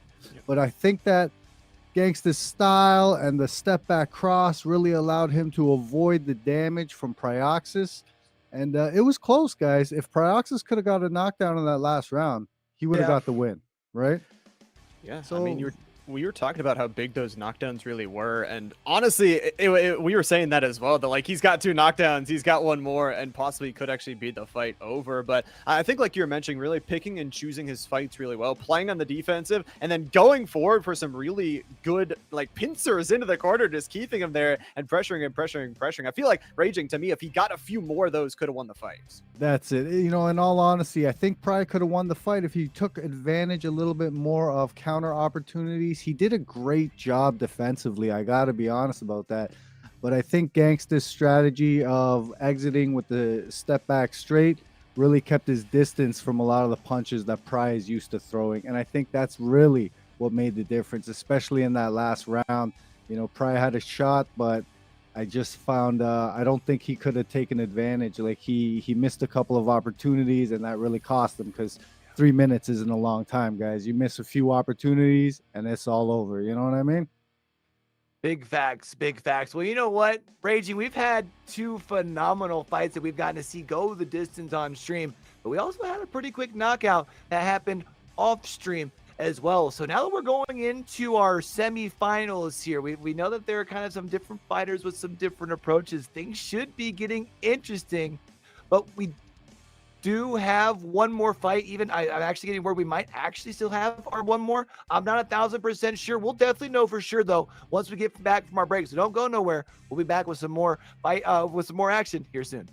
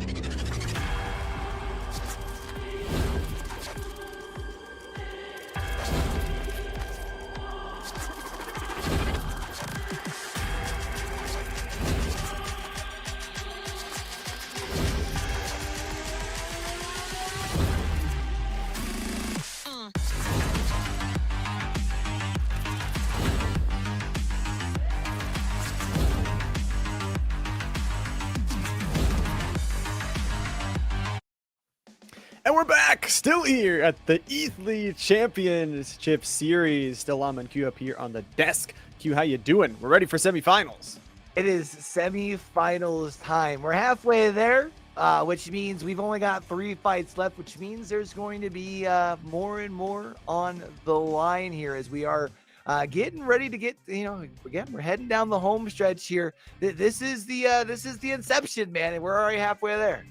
We are halfway there to declaring a victor. And of course, at this point, Q, you either get yourself in the championship matchup or you get yourself in that third place matchup. Both third, second, and first all pick up some cash money here for the tournament. But this is going to be a really good matchup. The number 1 seeded iPro, number 1 seeded overall in the entire tournament versus the number 2 seeded Magic. Yeah, we saw Magic winning that, slobber knocker of a fest to start things off. iPro is in that one we were having some technical difficulties with. Did end up winning in 3, though. So really came out guns blazing and off to the hot start. So I'll be interested to see if we see a similar approach from iPro here. Because remember, Gangstology was one of those who kind of played the long game. So this is kind of a tale of 2 different stories. It really is. Yeah, 2 different stories to get here, but of course we're still playing single elimination, Q. If you lose this one, obviously you get the third place matchup, but you aren't going to that championship. You will not be the first Ethlete Championship Series Undisputed Champion, and I would want that honor more than anything. Yeah, especially, I mean, you've already made it this far, right? One, you made it through all the conference play. Now you've made it through the first round. I mean, you've gotten all the hard work out of the way, and I think especially when you look in this fight here, I think especially when I think about as far as for Magic, right? I feel like for them here, kind of the first fight that you went through, you know that you're able to kind of weather the tides. So should be feeling confident here as well. Confidence is going to be key, and let's get right on into it. iPro going in for a little bit of shots. I think waiting for Magic to connect on into this one, possibly wait some time. And again, we've been dealing with a couple of issues here or there throughout the day, so does look like Magic back out here and ready to go. I love it here, not having to worry about any disconnect. Let's get down to our first fight here. So we got Amir Khan, Sugar Ray Leonard here. It's 2 fighters that we have seen previously, not in the same matchup, but I am going to be kind of interested to see how they kind of square off against one another. We're excited. Again, Khan got some speed here, but on this weight, we'll have to try and contest against the great Sugar Ray Robinson. Again, this fight is going to be 10 rounds of possibilities, so we'll have to see Q if this one goes the distance once again. Yeah, I just realized I definitely said Leonard, didn't I? I am I'm a pleb. My bad. Yeah, definitely Sugar Ray Robinson, who actually we haven't seen here, but going to be interested to see. I mean, both fighters here, obviously relatively early, trying to feel one another out. I don't feel like we've seen as far as any big connection, but I do definitely feel like both sides have been able to, kind of score some points early. And that's what it's about. Again, because we've seen a couple fights go the distance. Yes, you want to knock out your opponent. iPro is the player that's known for doing all that damage, knocking their opponents to the ground. But if you can just play that consistency, playing a little bit loose here for iPro, making sure to strike when they can, and definitely working off of that rock'em sock'em trade to get those extra damage towards the head, you can try and win this one early. I like kind of the pace playing with there, also leading with another nice left straight. I think also got a second one there as well, but we see, I mean, the left straight doing so much damage just to kind of open things up. Hasn't quite really found a way to kind of connect with a couple of follow-through shots after that, but, I mean, is doing a good job of holding off the opposition here, kind of that bay with that reach. Trying to hold them at bay. We'll have to see if that connection does go through eventually, but no, it's just going to be this one over for the first round. So both these 2 players, not too much damage, no cuts, no knockdowns to start us out. A little bit of trade shots, but other than that, mostly equal.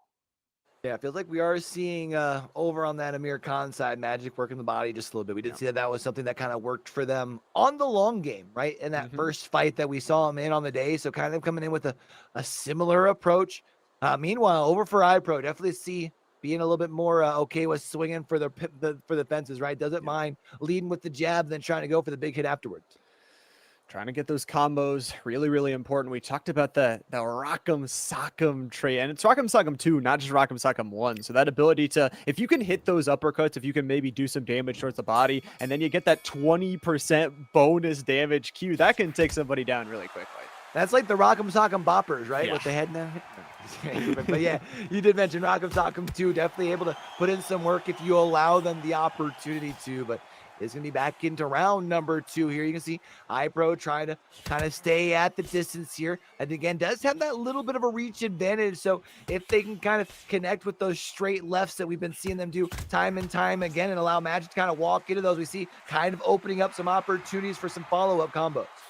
Trying to get those combos going to be important for both players. Once again, nothing super big connecting as both players just playing really patient, and I think that's important. You have some rounds to spare. Nice connection on the straight from iPro right over the gloves. Magic gonna have to deal with a little bit of that damage, but both players playing their distance really well, Q. It's not like they're pincing one into the corner like we saw in one of the other fights. They're working that direction really, really well with the footwork.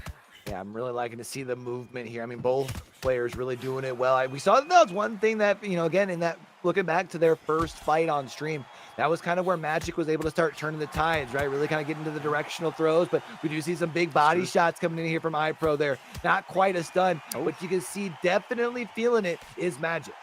The chin gonna take some hits there. We'll see how strong it can hold for the final 60. And now trapped in the corner, a good little counter and weaving their way slowly out. You see an iPro going a little bit loosey-goosey here for a little bit, trying to go for some more body shots. Again, you want to try and pressure the body, make your opponent drop those gloves, and then if you're gonna hit that big uppercut towards the head with the extra damage, only 20 seconds left though to try and find those combos. Trying to lead in and trying to find those uppercuts, but still not quite being able to find. And right now it is Magic trying to find the opportunities, the one shots here and there on the counter, but it is iPro doing a really good job of just utilizing that range. Once again, you see the straight lefts. It's the one thing that the one punch that seems to continue to land for iPro. And you have a little bit of that range advantage as we're seeing here in the replay. It's not the biggest, it's only 5 centimeters, but it can make the difference when you have a fast player like iPro who knows their distance really well and can use that loose form. And actually seeing this, we've got a cut on the face of Amir Khan. Yeah, things have already started, and that's only in round number 2, Llama, man. So we've still got plenty of fight left. That means Magic gonna need to be able to keep the glove up, especially over on that right side. And I feel like when you've got the cut early, especially to over to a fighter that you already give range to, things become tough, because usually like what you want to do when you're losing the range is you got to try and find a way to close that gap. But now that you're already opened up, if you try and close that gap, you get caught one time, it just gets worse. Gonna get worse and worse and worse before it gets better, unless Magic can find the ways to open this one up. Again, Amir Khan very, very fast and versatile, but iPro has just used that range really well. I like what Magic's doing though. Start to get a little bit those directionals, a little bit more towards the body. I think that is the way to get back in the game, and a huge shot there. iPro, one shot to the body away from possibly being dazed. Yeah, you can see, though, is doing a good job of keeping the distance, and leads again with that straight left, doing a good job of just really keeping Magic at bay. Now going to close the distance, trying to kind of use that side step to open things up with a body shot. That's going to be an uppercut comes in, but not going to be able to catch him. And, you know, I feel like things have definitely been favoring iPro, but I feel like Magic is definitely not far off, trying to find the opportunities here. We saw was close off those couple body shots earlier, but so much damage just being done from iPro, just doing a good job of keeping the range away and continuing to land shots.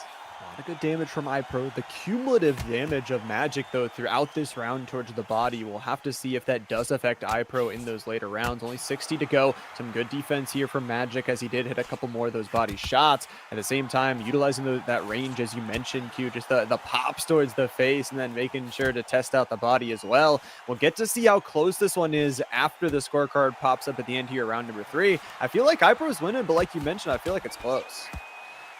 I do feel like Magic's definitely still in the running, but we do know that face is pretty opened up over on Magic's side. It's the straight lefts that continue to find the target for iPro. Just continue to help away over at that right eye, and that's where you've already been opened up here. You got to try and keep this distance for these last 4 seconds. Another big shot coming in, trying to find it. And one more from iPro for good measures. And now we are 3 rounds through. I'm excited to see where the scorecard sits. There was a lot of good back and forth here in this round number 3, but just like UQ, I'm very excited to see how this one sits. You see in the cut, still on Amir Khan's eye, piloted by Magic here. It is dripping all over the body here, and we'll see if iPro can utilize that towards their advantage here in the later rounds. I feel like iPro are just doing a really good job and recognizing the mid-game adaptations here, Q, from iPro seem like they're winning it for them, but Magic is actually up in the scorecard. Bro, Magic is being up in the scorecard is kind of surprising. I'm not gonna lie. I wasn't quite expecting both of those first rounds to go towards them. I was thinking maybe one of them went towards, but not the 2. But now that means Magic gotta be feeling a little bit of extra motivation now having the lead. The only problem is that, you know, I understand playing from the red corner, but I don't know if I'd be trying to make my face match the corner. I mean, right now it's gonna be an issue for him. Yeah, we'll have to see if that does clean up throughout this one. I do got to say, clean is the name of the game right now for Magic in this round. Really good damage and just kind of baiting iPro into these exchanges that are not working out for them, that you're seeing the trades that go to the body and towards the face, the cumulative damage that is building up over time, definitely, not helping on out. And as soon as he gets into the corner, using that low range to punish iPro towards the body. I do like that iPro, though, is identifying the fact that, you know, Magic right now is mostly covering that face. So is still able to get some body tags into there, but hasn't really been able to capitalize on using those body shots to open up any sort of combo once you're able to kind of drop those hands a little bit here. We are starting to see a couple of tags coming in, and, you know, surprise, surprise, the left straight seem to be doing pretty good, even with that, you know, little hook coming in as well. I mean, doing a really good job leading with the left. Leading with the left, a little bit more shots to the body here. iPro able to recover from that early body damage in the round. However, dropping into that loose forearm provides a little bit of danger if you try to go for the power. If you get hit back, especially towards the body, you can start to suffer some big damage that can build up throughout this game. Trapped in the corner, but iPro, once again, just kind of scared to go forward. The body already at half HP, and Magic playing this round really good. Probably another round that they won. Yeah, they're definitely playing the scorecard, right? The eye test, I feel like, is still definitely trying to tell you that it's iPro. The only problem is there's really no defense right now coming from iPro, right? Like leading forward a lot with the jabs and trying to throw a lot of punches, but not really keeping the hands up. Really instead, trying to eat a lot of the punches with the face, which over time is not a really good defensive strategy. Definitely not a good defensive strategy. I gotta say, though, that Amir Khan playing the traits absolutely perfectly. Talk about the lightning hands combined with the punches and bunches. If you can get those counterattack, multiple combos off, you can get them off very quickly. And we have seen the damage that iPro has faced here in this one. We're about halfway through this fight here, Q, and it's already shaping up to be a good one. Yeah, another one that just might go the distance here, but I feel like for the side of iPro, the big thing you got to do is start working more. Instead of leading the attack, see if you can bait Magic and start leading it a little bit and kind of go for the counters. You do have that range where you can kind of slip away and still punish, you know, sort of offensive attacks from Magic.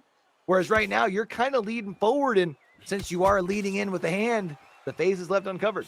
That is very, very true. Leaving openings here for Magic on the counterattack, but it is so tough because it just feels like Magic not wanting to go into those engagements. We're always seeing them going more in towards that red corner, more towards the side of where Amir Khan is located. So for iPro, just playing a little bit more defensive, trying to get back in towards their groove. You still have about half this round left to go, and you have that possibility to maybe get one of these knockouts again if you can hit those uppercuts. He's been testing the body, but needs to land some face shots here soon too.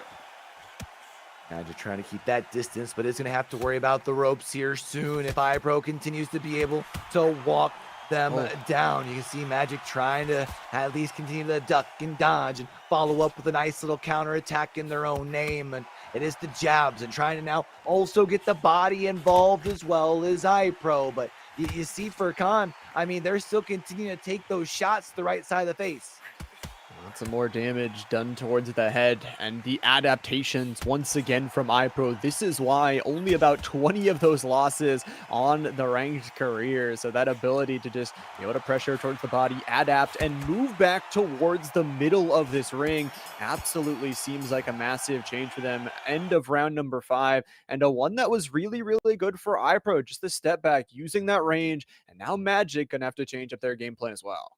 And now we're now 1 round away from seeing those scorecards once more. And we're now officially at that halfway mark. You mentioned about potentially wanting to change up the strategy here. Our players don't quite have that extra long break that we'll see in number 6 here. We are seeing them taking, kind of an extra second or two here just to kind of gather their thoughts. But man, that cut over on the side of Magic, ain't looking good. It's not looking too good. Blood is dripping down there, and we actually got to see it's a double right cut actually there on Amir Khan's side of the face. So it's not going to be feeling too good. We'll have to see what they can do as we kind of check in on their stamina bar. It does look like possibly Magic stamina bar a little bit healthier than iPro's. At the same time, with that double cut and that same ability with the punches and bunches, when you look at round 8 here as a possible flip round, if iPro can survive until then and do some great damage here, I mean, this fight could be over in the later rounds. Yeah, Magic though doing a good job to still be able to land some punches. Ooh, nice right hand there from iPro, also stepping back to create that space and separation off of it as well. And now going to continue to walk down Magic. Magic has been able to kind of flip the ring around. Now though, continue to hold back, allowing for iPro to continue to close this gap. And you can see iPro knows when to press the advantage. This is all the experience. Sees the head damage, puts the pressure towards the body, and then doesn't let Magic get a redirection. You're dazed, buddy. And now iPro is going in for the knockdown.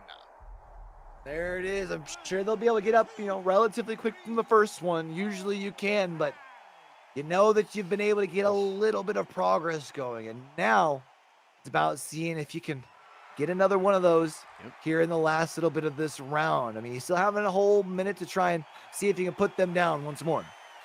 Still got a minute, but man, Q, all those rounds in the previous fights that we saw that knockdown, it's at the least a 10-8. So you're losing some points when you've been playing for the scorecard and you're dazed once again. The body shots, the headshots, everything follows. And iPro's skill coming in clutch once again. Able to get the second here. This is going to be a big round for iPro. We had talked about going into this that the scorecard may have still favored Magic, but this is going to be a big round as far as on the point side.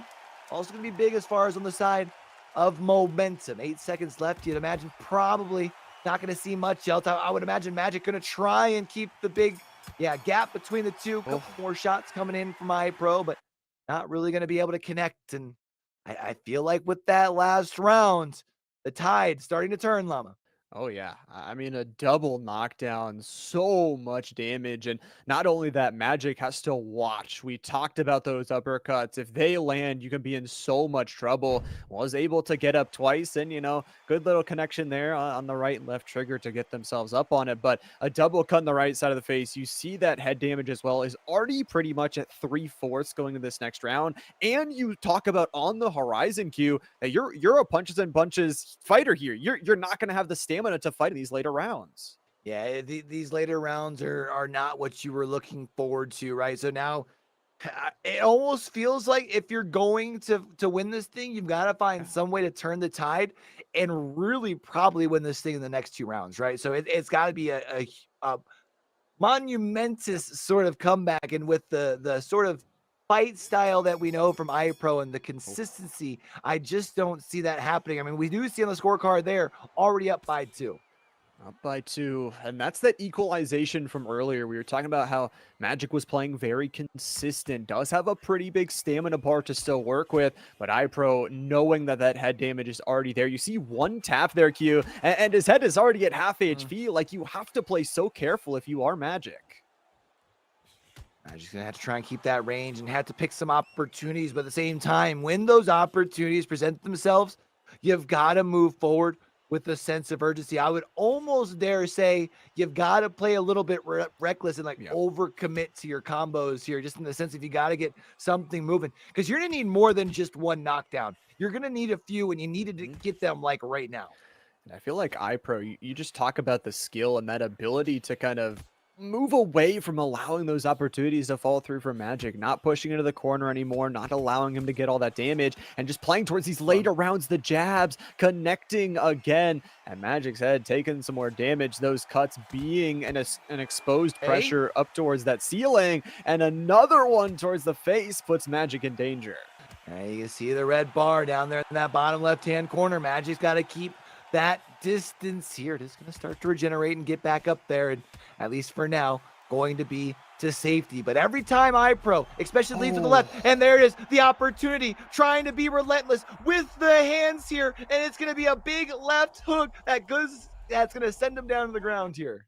This is the third knockdown here for Magic, and man, the hooks, the uppercuts, everything connecting towards the face, and you can try and defend, but when you're in that day state, it is absolutely so tough. It does look like we got our fighter not up. It's over, and the KOs continue. The iPro skill streak will go, and a winner by KO, moving to the grand finals, the #1 overall seed, iPro. Well, we were talking about the need to go for a KO, but I don't think we were talking about it for iPro. It is iPro here. Go to this. I mean, not the scorecard really matters. We did see that they were leading in the fight, but man, talk about some big headshots there to be able to send him down to the ground. And that's a tough loss for Magic. And you look at the scorecard too, Q. You looked at actually Magic was leading before that big 6th round, and where you saw that 3-point swing because of the double knockdown.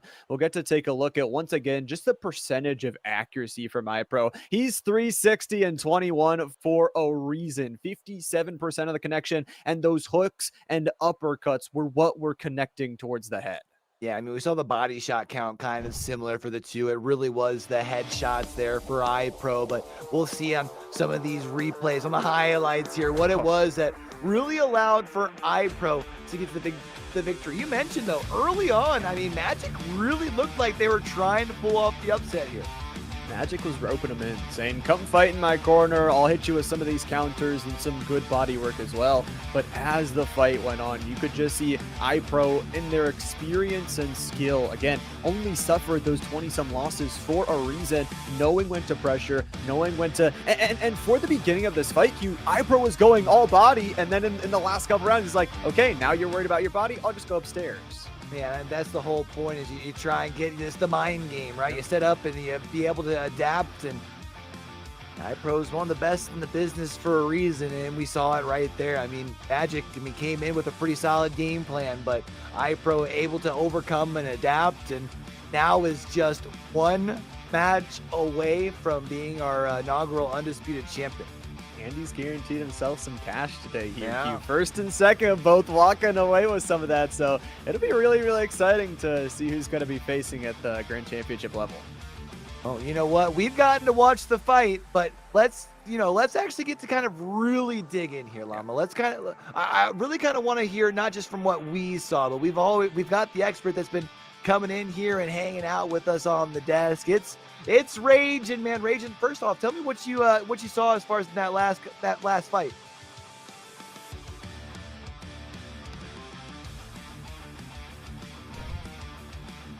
All right. So Raging, tell me, what were you feeling, man? What were you seeing in that last fight there? Guys, #1 thing I gotta say, man. #1 thing. Okay, the players got to ban people, right? Man, who does not ban Sugar Ray Robinson? Right, that's the first though. question I got. You know what I'm saying? Woo! The guy is the Terminator. You can't hurt the guy.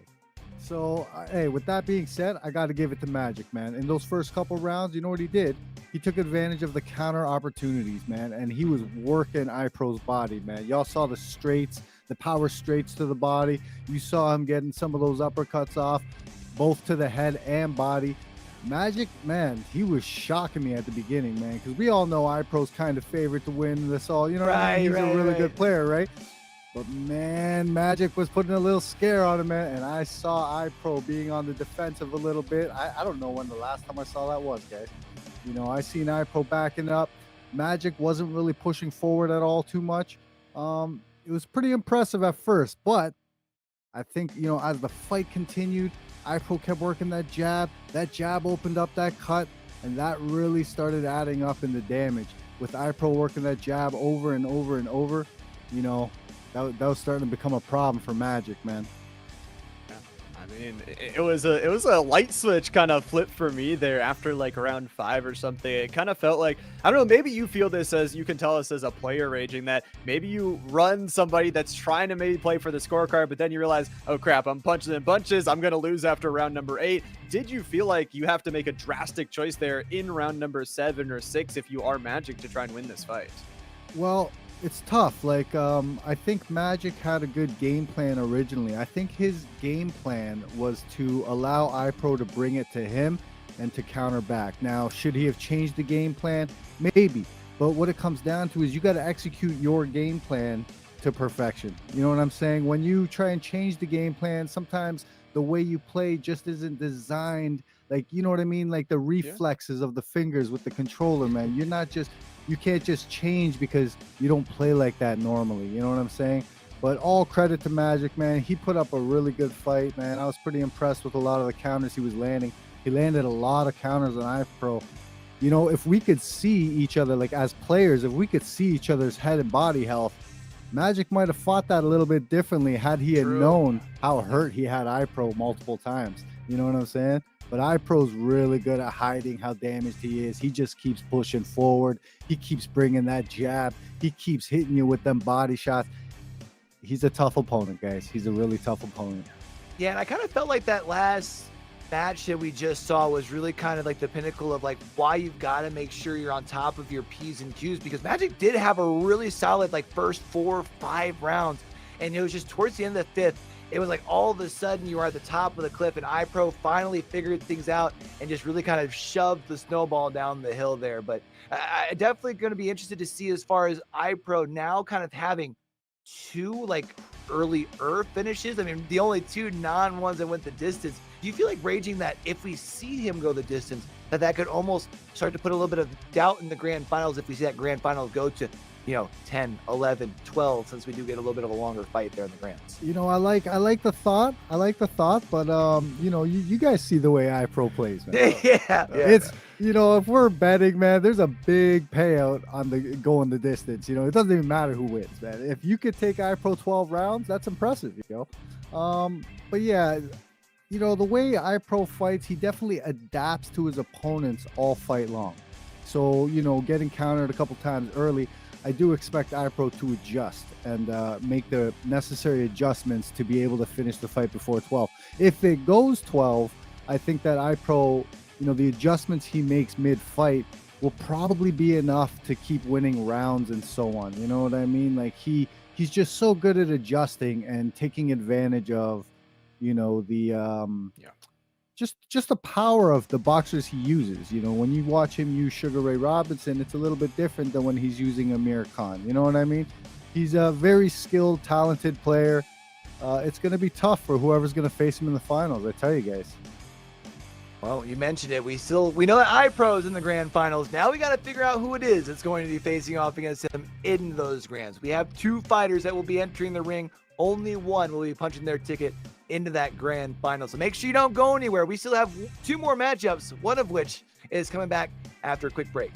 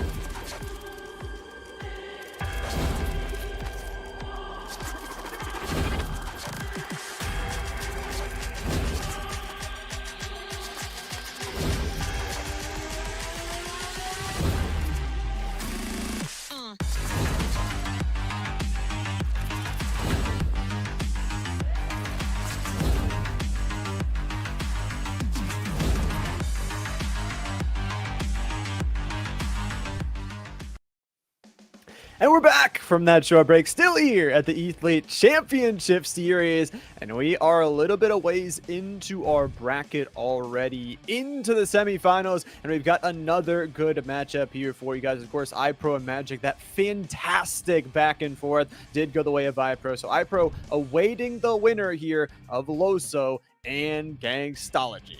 Yeah, so Gangstology was the last fight that we saw of the first round. Loso actually got the benefit of a forfeit in the first round. So I can't help but wonder if for Loso, in the red corner, coming in a little bit cold versus a fighter that we did see have a banger of a fight in their first round. Terrence 100%. Yeah, I mean, it's a little bit different pathways to get here. I will also say, while we have some time here on the ring walk, make sure you guys are not only following the Twitch here, but also make sure you go checking out EthleteCS.com, join the Discord, get involved with our community, and maybe you guys can win some Amazon gift cards. Along with that, make sure you guys out in chat are giving us your fight of the night. Again, $50 towards the two fighters involved in that one. But Q, getting hyped up for this matchup again. Winner goes to the grand finals. The loser will be going to that third place matchup. Yeah, we've got ourselves one of our grand finalists for our Inception event over here. But the question is, who's going to be joining iPro in the grand final? Who's going to be facing off with them to try and become the ECS Undisputed champion here? Let's see Loso standing still for a moment. See if they're connecting to the lobby here, getting the scare once more, Llama. And I feel like the anticipation builds more even with that.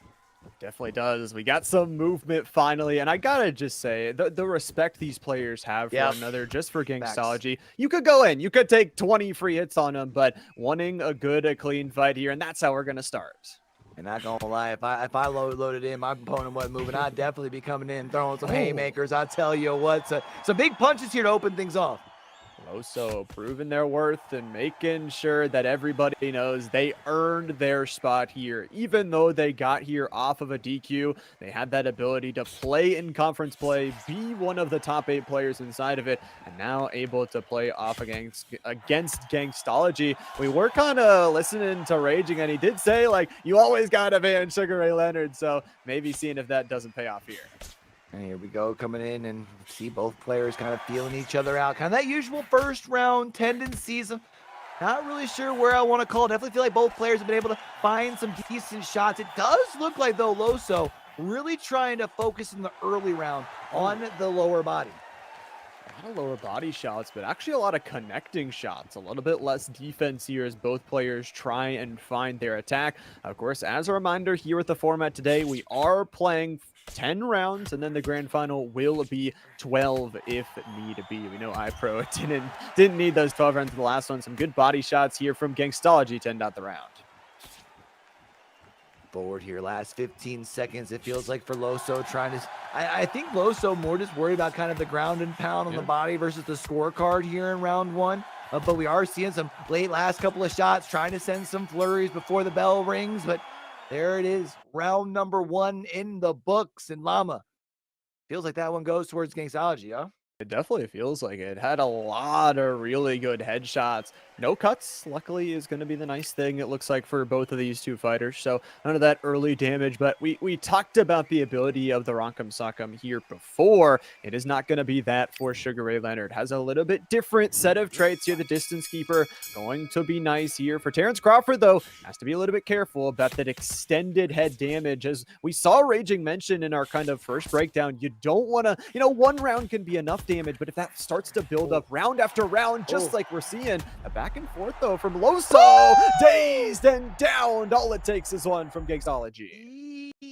What a big player. I like the way that we're seeing Sugar doing a good job of closing the gap and getting in the face of Crawford, who does have the advantage in the reach, and that is going to be our first knockdown here. And now you figure with that knockdown being so early in the round, there's a good chance that we might see Gangstology get another one. That's a possibility. You already feel like the scorecard's swinging their way, and with that knockdown, going to feel really good as well. Just got to make sure for Loso, don't panic when you get hit once. We talked about as well, disguising how hurt you are. You can't just back up and just start to throw your hands on out. That's going to leave your head wide on open with the damage that has already been done there. Got to get those follow-ups, some good body damage. But man, Gangstology, these counters are nuts. Yeah, doing a really good job. I mean, playing from really just right in that kill zone, realizing that, I mean, you do have suffered just a little bit at the range, but you see closing in the distance. Trying to come in with a big left hook. If that would have hit, that would have been a good opening here, but still have a minute left for Gangstology to try and still continue to run it up. Definitely feels like another round that has gone in their favor. But I feel like right now for Gangstology, this is where you can kind of set the tone for the middle of this match. If it does go the distance, you can kind of set the fact of, hey, I'm here to just ground and pound. I don't care how long it takes. Just taking their time here, but this one is going to take them into the day state here for Gangstology. Has to work their way out of it, but no sorry. Loso's got a knockdown of their own. What a big response from Loso to be able to come out and get a knockdown in their own right. This is only going to yield a 5 count before we do see the pick back up here. And of course, that does going to end the round as well. And as much as I thought that things were starting to go in favor in Gangstology, a nice little ending for Loso. It was those body shots. And I mean, I feel like as much as Gangstology has been working the head, Loso has been working the body, able to get that damage at the end of it. And honestly, I got to say, Q, pretty even at the 3rd round here. Yeah, I feel like this could be a really big turning point for Loso if they can come out and really swing in round number 3. Of course, after this round, it's going to be our first glance at the scorecard. Feels like I would guess, right, that the scorecard is still technically favoring Gangstology, but this is going to be a point where you can really swing things. For Crawford, though, for Loso, you've got to make sure that you continue to keep that kind of safe distance, and I feel like you got to be leading more with jabs, I'm being honest. Yeah, I feel like just opening yourself up really does feel a little bit tough with how good Gangstology has been able to manage that stamina bar, be able to pressure with those counters. At the same time, for Loso, you know it's 1-to-1 in that knockdown counter. If you're able to get 1 or 2 more, we even saw in the last fight that 3 knockdowns was enough, and it starts to get really, really tough on that quick time event to keep yourself up and standing. So Loso, one more good set of flurries, and it could possibly be the end of this fight.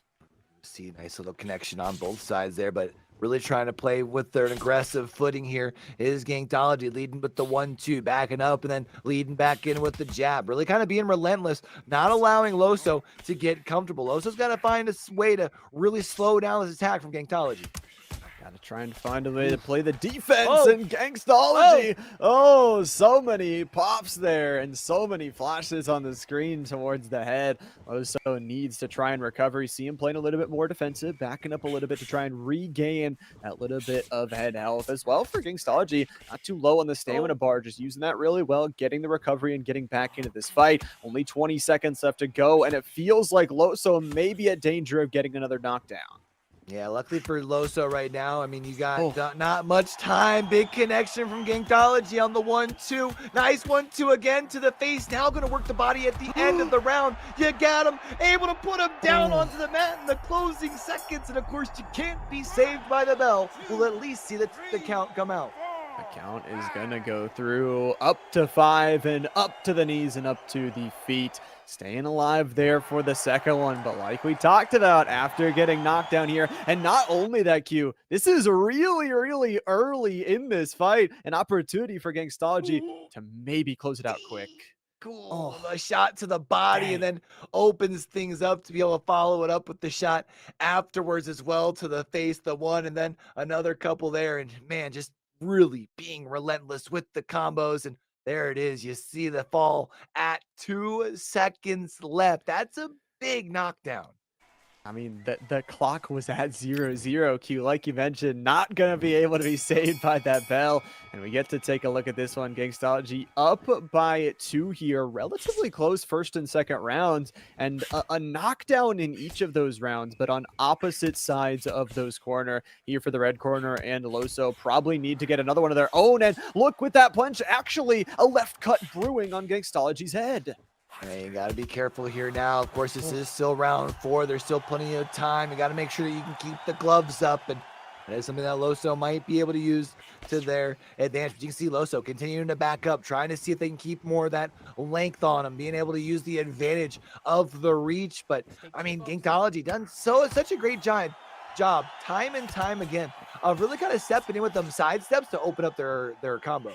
Trying to go with the directional a little bit more, trying to keep that range advantage. And again, it's not only that connection, but goes head body, proves their point with their fists here. And with about half of this round left to go, we're approaching about halfway through this fight, but it really seems like it's just been an absolute slugfest between these two. The back and forth, multiple knockdowns, and now Loso going on the offense.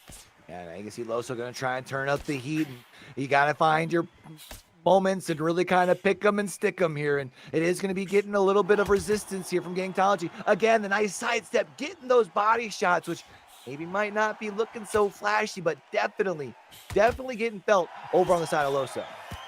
Always getting felt. You talk about that cumulative damage time and time again here for Gankology.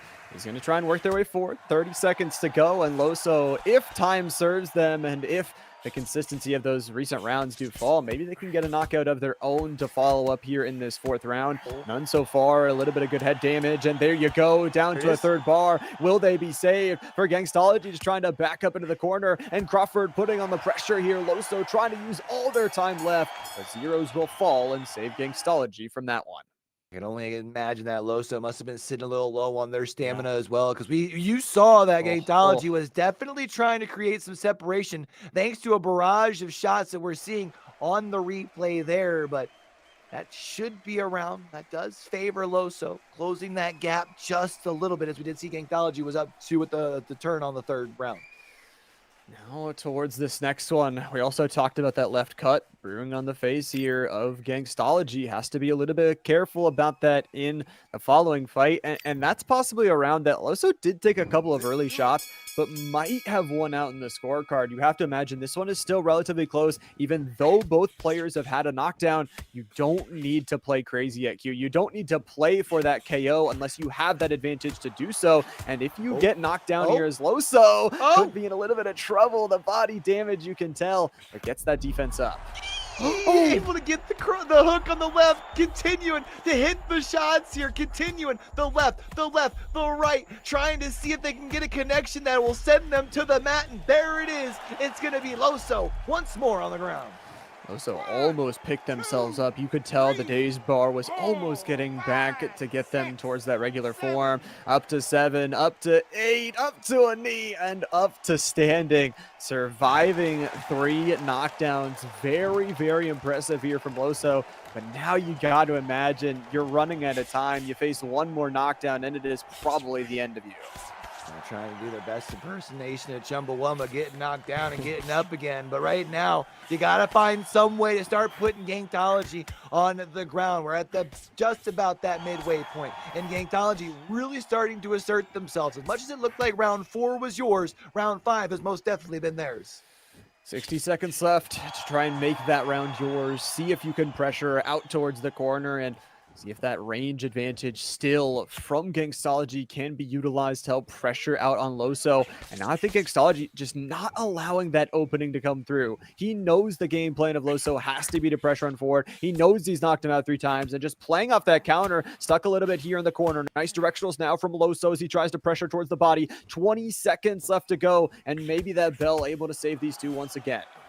Able to open up with one little punch and then be able to create just a little bit of space, try to lead forward with the left jab, another left jab just to keep him at bay. Again, you mentioned Loso trying to close that gap, able to move towards the corner, but there it is. There's the bell. We are officially at the halfway point of our second semifinal matchup, and here's the barrage of shots that came in from Gankology that eventually ended up leading to that knockdown. And for Loso, I really like that defensive start. You saw they're almost able to get out of that dazed state.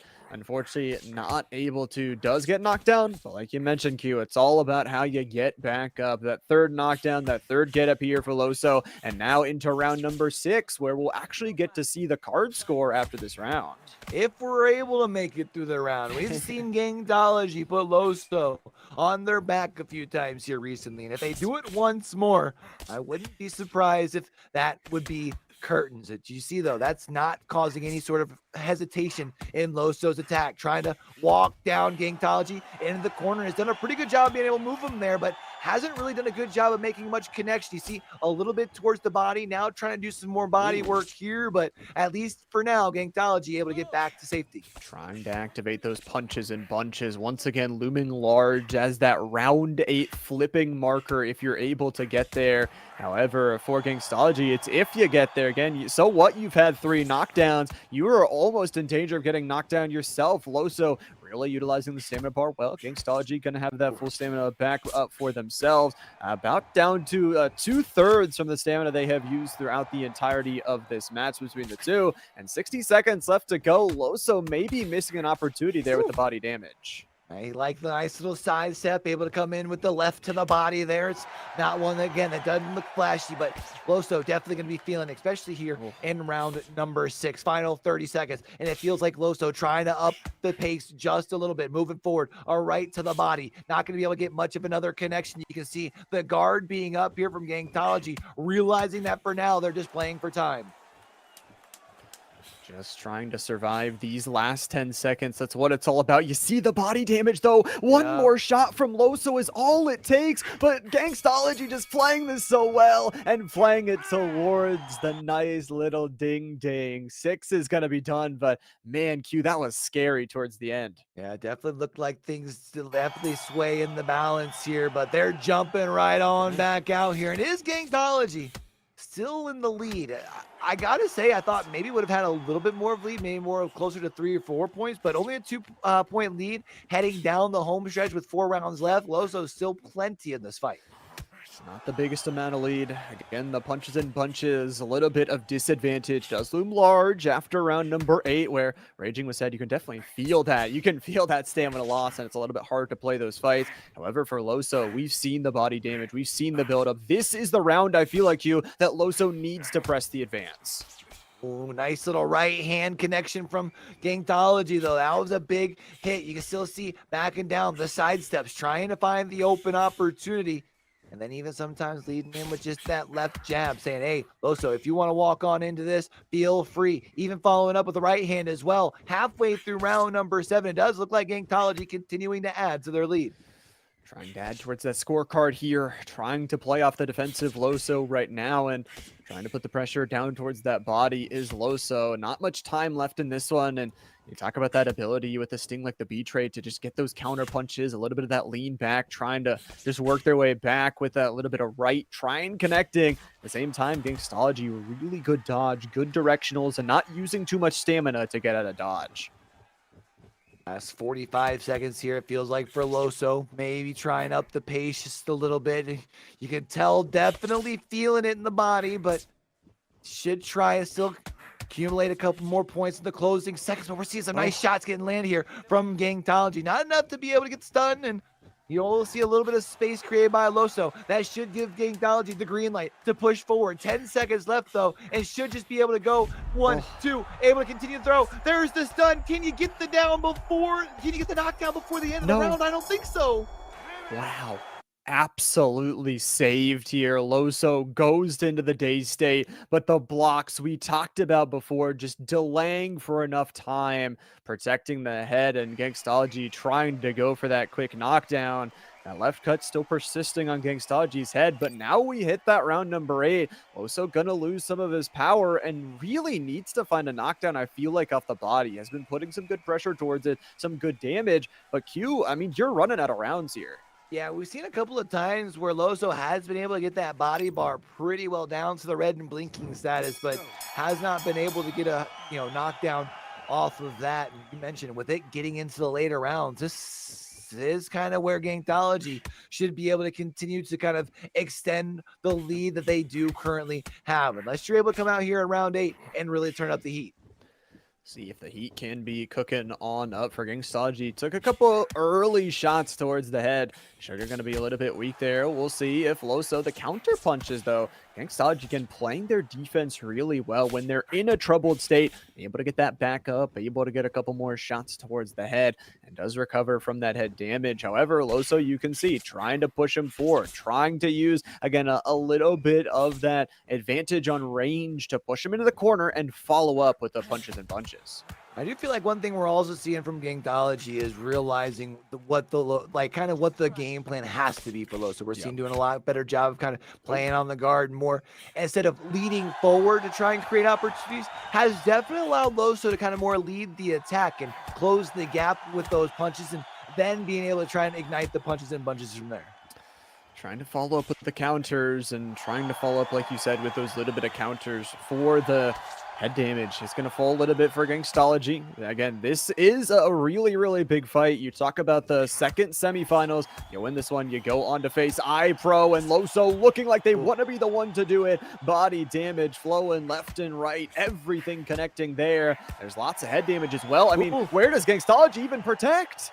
Yeah, right now, I mean, Gangtology in trouble. I'm sure Loso realizes that they've got a little bit of momentum, but doesn't realize just how close that they did have Gangtology to falling there. We're also seeing some big shots getting landed by Gangtology in their own right. 10 seconds left. It feels like this is where Loso really has to be able to turn up the heat. You can see trying to lean into him in the ropes. 3 seconds, though. Not going to be able to get this days. Not going to be able to get any big hits here at the end. That's the end of round number 8. Man, back-to-back rounds, Q, where we've seen right at the end, both players very injured. At that last one, it was actually Loso being the one that was dazed on up. But once again, because you can't see the damage on your opponent, not able to push that other issue forward, and we assume didn't have the stamina to follow it up. But Loso, even at this little bit of disadvantage, is being able to push the fight back. And Q, we've only got 2 rounds left. 2 more rounds to decide who it is that's going to be facing off against iPro in our grand finals here. And it feels like if you are Loso, you got to start feeling just a little bit of desperation. You got to start playing with a little bit of sense of urgency, and you got to start taking some risks here. The risks have to be there. At the same time, if you imagine that you possibly won that last round, we'll get to see a look at the scorecard and how close and how dangerous Loso needs to play in possibly that final round. I'd love to see him go towards the body a little bit more, work that range, and see if you can take another knockdown here against Gangstology for Loso. I mean, it's risk reward at this point. There's a spot in the grand finals. What are you going to do for it? First minute gone here in round number 9, and really haven't seen much from either side. And kind of understand from Gangtology trying to wear out the opposition. A nice 1-2 that we saw, got a couple of flashes, but other than that, oh, there's another nice left cross as well, or sorry, left hook as well, that was able to make a connection. And right now, I mean, Gangtology really able to make those solid punch connections. Gangstology going for a lot of those hooks towards the face, and a lot of them have been connecting for Loso. You can tell damage, backing up, not trying to play their pressure on forward, and with not much time, not only left here in this round, but left between this boxing match between the two, and it's going to be a connection. Again, the front left hook here, and Loso will fall. This could be it. Let's see if they're going to be able to get up here. I mean, it was knockdown to the body. We already see halfway through the count. Does look like they should be able to recover this time. But remember, with each consecutive knockdown, it continues to get harder to stand. And we're in round 9. Maybe you make it through this, but you're going to have to be relentless in 10, realizing that you are probably 1 knockdown away from being KO'd as well. I just don't know how Loso's got the reaction time to keep themselves up. Either way, Loso's going back, and Gangstology is the one down. Now Gangtology down here at the end should be able to recover, I would imagine, as we do see pretty well able to get up in the count at 5. But that might be a little bit of extra pep in the step over on the side of Gangtology heading into the 10th and final round. Able to take a little bit of that wind out of the sails from Gangtology as well. I mean, So much back and forth here in this round number 9. We're gonna see this one here at the end just connects with that left, and then the defense, the counter punches here from Crawford, and all that extra body damage throughout the match is starting to rack on up. I mean, Q, you are talking about a round number 10 that realistically could be the decider for both sides. I mean, it feels like Loso's still going to have a heck of a round 10 here, right? Like, I feel like Loso's still going to have to be the one that comes out and moves with the sense of urgency. Gangtology definitely can't sit back and just play for the card in the sense of just playing free and loose. Okay. But because it's a three round, never mind. A three-point round, they're pretty solid over on that side of Gangtology. Loso needs to step it up and step it up huge. Yeah, I mean, 3 points, a large little discrepancy here for Loso. You're going to have to push the issue, but we know you've been playing some good fights here. You've been playing some good rounds so far. Already some early head damage, and Gangstology possibly in some trouble. That stamina bar looking a little bit low. They'll have to back up, get that regen done up, and get that head damage. Try and heal that up if possible as well. Loso pressing the issue here, but already burned 1 minute down. We'll have to readdress that large discrepancy thing here after the fight because there's only 2 minutes left here, and you can see right now it is Loso doing a good job of pressing forward. The one body shot might have been an open opportunity to try and get Gangtology down, but did have to back down for themselves here as well. Remember, that reach potentially could be used here, but trying to sidestep, trying to find the connection with the left, not going to be able to do it. Leading with the straight, also with the right to the body, but nothing connecting for Loso. And every single counter that hits here for Loso, you're going to be dazed, you're going to be down, and can you survive another? Yeah, I mean, even if he gets up here, there's just no chance that he comes back on this card, right? That knockdown should do it if it's not a KO. And it looks like it. No, he beats the count? No way. Okay. This Loso guy, crazy. He's been knocked down. He's been getting back up. The fight probably isn't going your way, but what an absolute barn burner here. Able to stay on your feet. Of course, only 30 seconds left to go. Got to throw everything forward, and that means Gangstology can just play for the counters. You can see a Gangtology here. I think is going to try and get one last knockdown, just trying to find the good opportunities here. We got the flashes coming in, but it's Loso with a big knockdown. Hold on just a second. We'll get to see the quick time event once again and should be able to get back up. The skill is there from Gangstology, but man, oh man, so many knockdowns trading back and forth between these two players. It is going to be the decider though, and it is going to be our winner decided and going to face iPro. Yeah, Sugar here is going to be the one moving on, and what a performance here for Gangtology. I mean, just really from the word go. I do got to say, though, Loso put up a heck of a fight all the way to the end. We had mentioned how the last fight was our running favorite for fight of the night. That one right there just might have to replace it for now. Yeah, I think it does for me too. I mean, so many knockdowns, such a great fight, and I really don't think that even though this fight card kind of close at the end. I mean, separated by 6, so 2 of the judges separating it by 4 there. But I just got to say that it was so close, so many great fights. And honestly, that knockdown there at the end, you give him a couple more rounds, Q, and man, it could go either way. And I mean, honestly, look at the back and forth on the card too, right? Like, I mean, it's really only a couple of rounds. I mean, I guess maybe if you're looking at that top card, you had the 4 in a row, but otherwise, I mean, your other 2 judges, I mean, really the back and the forth, really kind of the tell of the tale. And I mean, even when you look at the body shot work from Loso was working, but I mean, in the end, it's the knockdowns that really do it. The 5 knockdowns, probably in large part to the almost 200 headshots that Gangtology was able to land. And here's the other thing as well, 97% connection on the uppercuts. That is absolutely unheard of as we get back into the match highlights. And I gotta say, Q, this is gonna be a lot of highlights of us getting back down, getting back up, lots of really good trading shots, and both players really fighting for their spot. Yeah, I think the thing that I'm really going to love about this one, too, is I'm sure we'll be seeing some knockdowns from both sides, right? We see one that there is going to be coming from Loso. And, I mean, really just both fighters putting on such a display here for the Inception, right? For our first event over here. This has been a banger, and that last matchup, no different. Absolutely no different. Possibly the fight of the night. I mean, I know we got our grand championships coming up next, which is going to be really awesome, but just the back and forth between these two players. And, you know, the fight, I got to say for Loso to not give up after you're dealing with a disadvantage after round 8, after you've been knocked down so many times, just that ability to get back up, keep fighting, and keep playing your game plan. Got to give so many props over to you.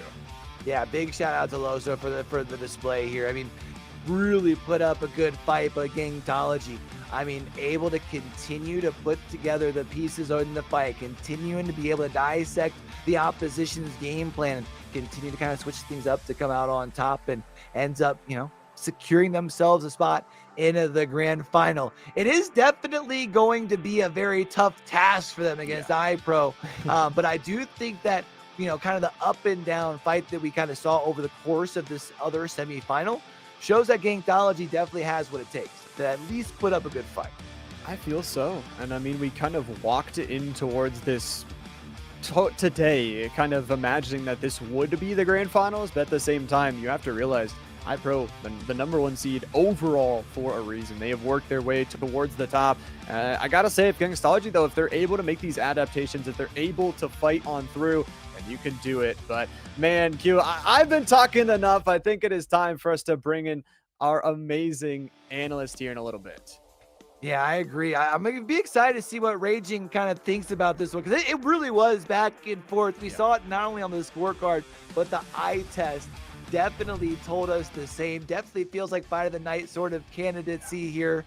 So let's go ahead and bring in Raging. Raging, let me know what you saw there in that last fight we just had in our semifinals. Yo, what a fight, guys. That's definitely fight of the night so far, in my opinion. You know what I mean? I ain't got no say in that, but hey, that's my opinion, man. When you got two guys knocking each other down in the same round over and over again, I think it happened twice. That's incredible. One early in the fight, one late in the fight. You got two game opponents going at it, and that, you know, you don't get much better boxing than that. You know what I mean? 1,000%. I do gotta ask you though, what was kind of, do you feel like there was a necessary, like a moment that was kind of like a clicking moment that really allowed them to push over, or was it just kind of a slow, like a good roast sort of approach? Man, so I think at first it was kind of slow. I know that we got the knockdowns in round 2, but it seemed like they were kind of feeling each other out. As the fight continued, it seemed, you know, once Gangsta had a lead on the knockdowns, it seemed to me like Gangsta was starting to fight more off the back foot. And as the rounds started progressing, I felt Loso getting more and more aggressive. He was starting to chase him down. He was starting to use more directional hooks, both to the body and the head. Again, I think if Loso could have seen how hurt he had Gangsta, he might have capitalized more on those body uppercuts and body hooks he was throwing throughout. You got to give it to Loso, man. The guy brought it, man. He brought all those combos, all those counters, landing big body shots. You know what I mean? Like, that was a close fight, guys. The scorecards might not have said it was that close, but it was closer than I the thought it was scorecards super would say. close. Yeah, I even think the scorecard was relatively close as well. But man, what a back and forth fight. And I just gotta say, you know, as a player for you, Raging, we've seen it multiple times. You talked about it multiple times. If you could just see the damage on your opponent, you feel like you would have that extra foot to go forward. I mean, is it just like experience games played that it takes that kind of mental right in the back of your mind, like, oh, I hit him 5 times, he's probably hurt? Or do you have to, is it all about situation where like, okay, I don't have any stamina, I know he's hurt, I can't actually go in? Those are some great points, man. I definitely think both those things you said are actually 100% true. You know, sometimes you don't have the stamina. You know, you know you got him hurt. You landed 2 or 3 counters in one combo. But if you just burned all your stamina hitting those, there's not really much you can do, because you go in there with no stamina, start swinging all slow, you go and get knocked out. You know what I mean? So there's all kinds of sides to the coin, but definitely with gameplay experience, which both these fighters have, you know, you can start seeing things like, you know, they start getting more defensive, or they start backing away more. You know, this guy's kind of hurt. Or a guy who only blocks his head starts only blocking his body. You know you hurt his body. You know what I'm saying? In fact, there was a point in the fight. Let me just check my notes here. Yeah, there was a point in the fight, I think around round 7 or 8, Loso was having to chase Gangster for the rest of the fight. Yeah. You know what I'm saying? Gangster was starting to fight purely on the back foot and utilizing that step back cross over and over again. And it was starting to get, I'm sure it was starting to get frustrating for Loso, trying to figure out the timing on how to move forward, you know, when he's using that cross to get out of the way. You know what I mean? It starts getting difficult, man. But Loso, I got to give it to him, man. He did a great job, man. Like, we saw that last round was crazy, yo. You know? That was a huge last round there. You know what? Now they're going to be able to at least maybe carry over that momentum that they kind of maybe felt they were getting a little bit there towards the end of that third place fight, right? But you know what? We're about to be heading up and setting into the grand final. I feel like, Raging, we've mostly been having you break down the fight after the fight. So real quick, 20 seconds. Let me know how you think this grand final is going to break down. Oh, man, that's a good question, man. You know, both these guys, iPro and Gangstology, are amazing fighters, man. We've seen it. We've seen it all night long. But one thing to note is that they're both part of this clan, right? The best ever clan. You'll notice it in their gamer tag, right? Let me tell you guys, iPro started that clan.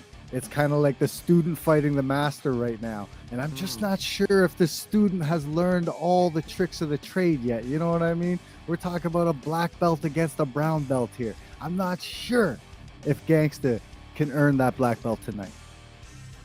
Well, I guess we'll have to see if this is Anakin versus Obi-Wan in episode 3, or if it's Obi-Wan versus Anakin in episode 4. It's going to be interesting to see how this grand final does face off here. We're going to have that grand final coming to you guys here in just a moment. 12-round banger should be good. Don't go nowhere.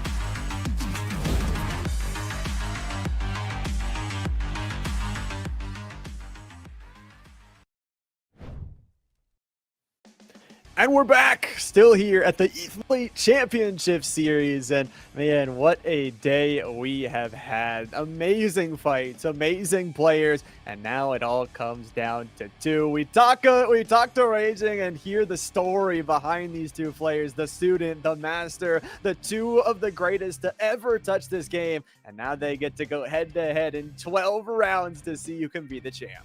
I just hope we at least get to 10. You know, we've Please. seen that iPro has done such a good job of coming out and swinging heavy and swinging fast, but Gangthology has been able to go the distance in both of their fights. So kind of a story of two different tales of the way that these two fighters have gotten here to our grand final, the Inception. And we're finally here. We've had 6 fights, and it is the grand final. We finally get to figure out who is going to be our inaugural ECS Undisputed Champion. I'm so excited.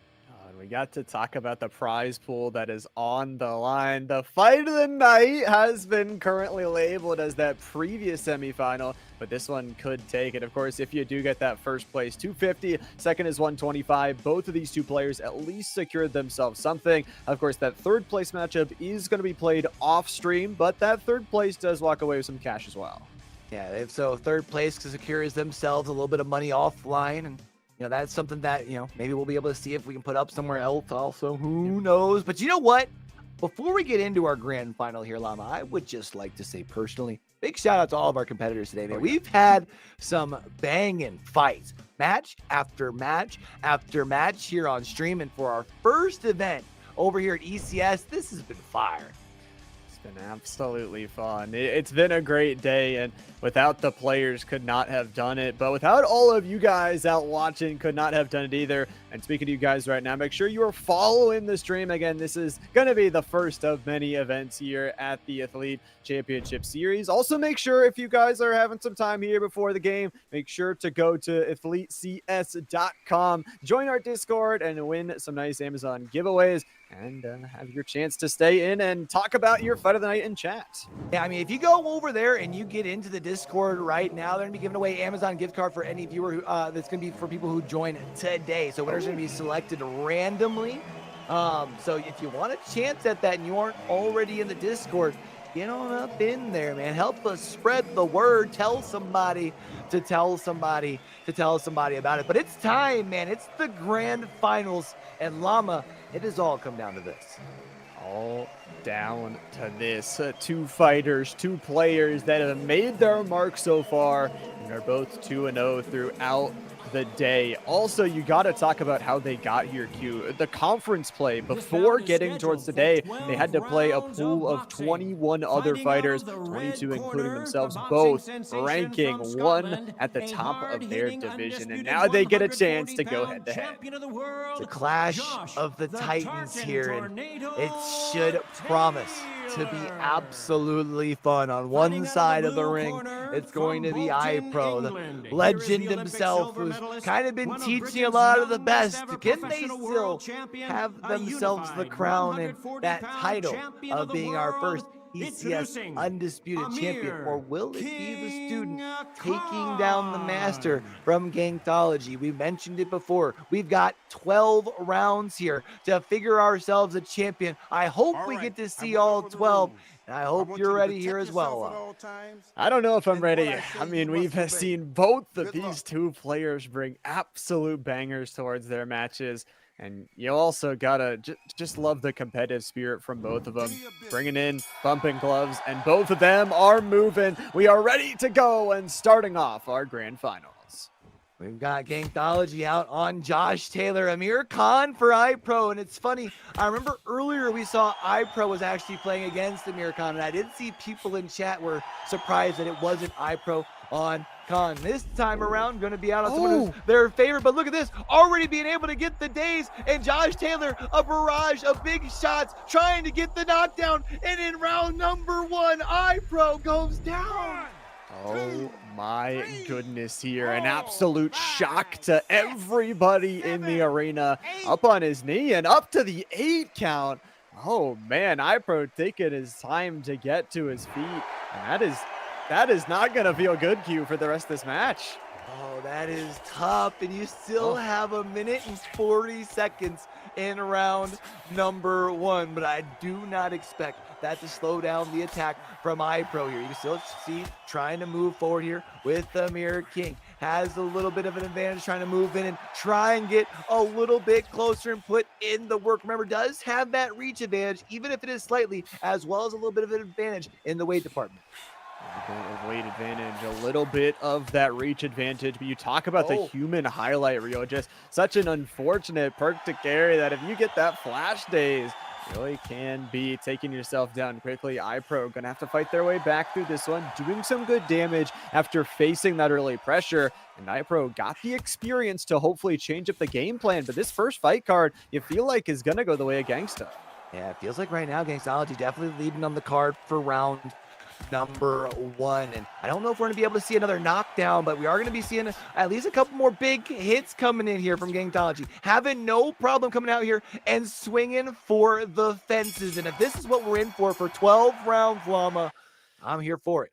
Oh man, this one already shaping up to be really, really good. And I felt like iPro doing some good blocking and backing themselves up nicely. However, could not escape that dazed. And Gangstology, what a way to start off this one. The ability to knock down possibly one of the greatest to ever touch this game. And you talk about Q as well. And when we interviewed Raging, he was talking about to even take iPro to that many rounds is incredible. So we'll see how many Gangsta can get here.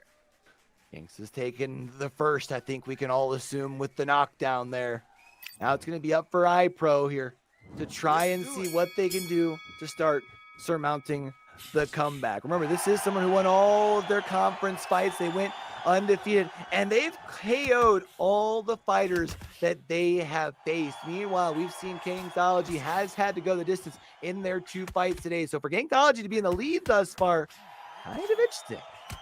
A little bit interesting. Look at the damage, though, created from iPro here in the second round. Right off the rip, it's head and body damage for Josh Taylor, piloted by Gangstology. Has to be a little bit careful getting back towards the middle of this ring. And extra body damage from that little hook there. Nice to keep the correction up and keep up the pressure, man. Gangstology facing some early damage in this one.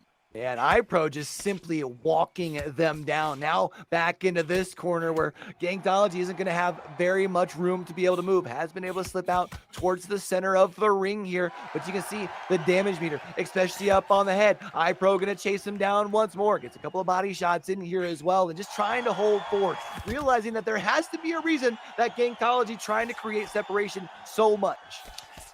To create a little bit of separation, trying to get that back up here. The knockout artist for Gangstology. Again, Josh Taylor, about 60 seconds left to try and fight on back.